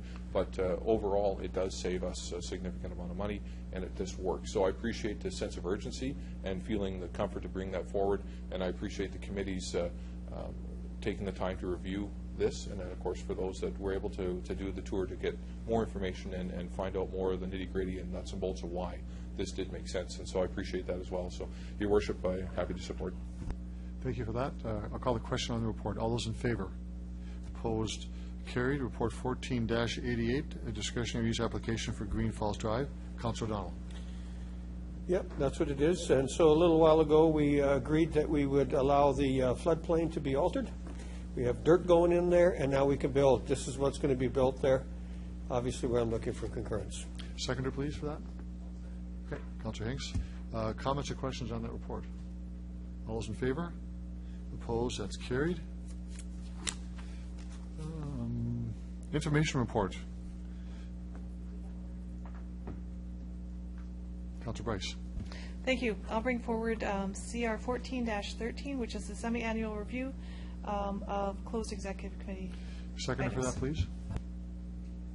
Councillor Hinks seconds that. Questions or comments on the report? All those in favor? Opposed? Carried. And bylaws related reports. Community service fees and charges. Councillor Flegel. Thank you. CR 1492 is that the fees and charges in outlined Appendix A, Schedule A, B, C, D, E, F, G, and H be approved. They're the new regulation or fees coming forward. So, Community Protective Service agrees with it and looking for approval. And I'd like before adjournment, I'd like to say one thing. No problem. I need a seconder for the report. Okay, Councillor Hawkins. Comments or questions on the report? This is a new fee structure. We're all in agreement with that. We all like what we see. I'll call the question on the report. All those in favor? Opposed? Carried. Bylaw. Thank you. I move, seconded by Councillor O'Donnell, that bylaw 2014-52 be introduced and read first time. All those in favor? Opposed? Carried. I move, seconded by Councillor Hawkins, that bylaw 2014-52 be read a second time. Any comments on that? All those in favor? Opposed? Carried. I move, seconded by Councillor Murray, that Council hereby consents to bylaw 2014-52 going to a third reading at this meeting. All those in favor? Opposed? That's carried unanimously. I move, seconded by Councillor Flagel, that bylaw 2014-52 be read a third time. All those in favor? Opposed? Carried. Before we go to adjournment, Councillor Flagel has a comment to make. Just briefly, it's just in condolences to the Gary acquiring family and best wishes for them in their loss of Gary. He was a longtime city employee, 30-some years, retired, I think, when he was 55.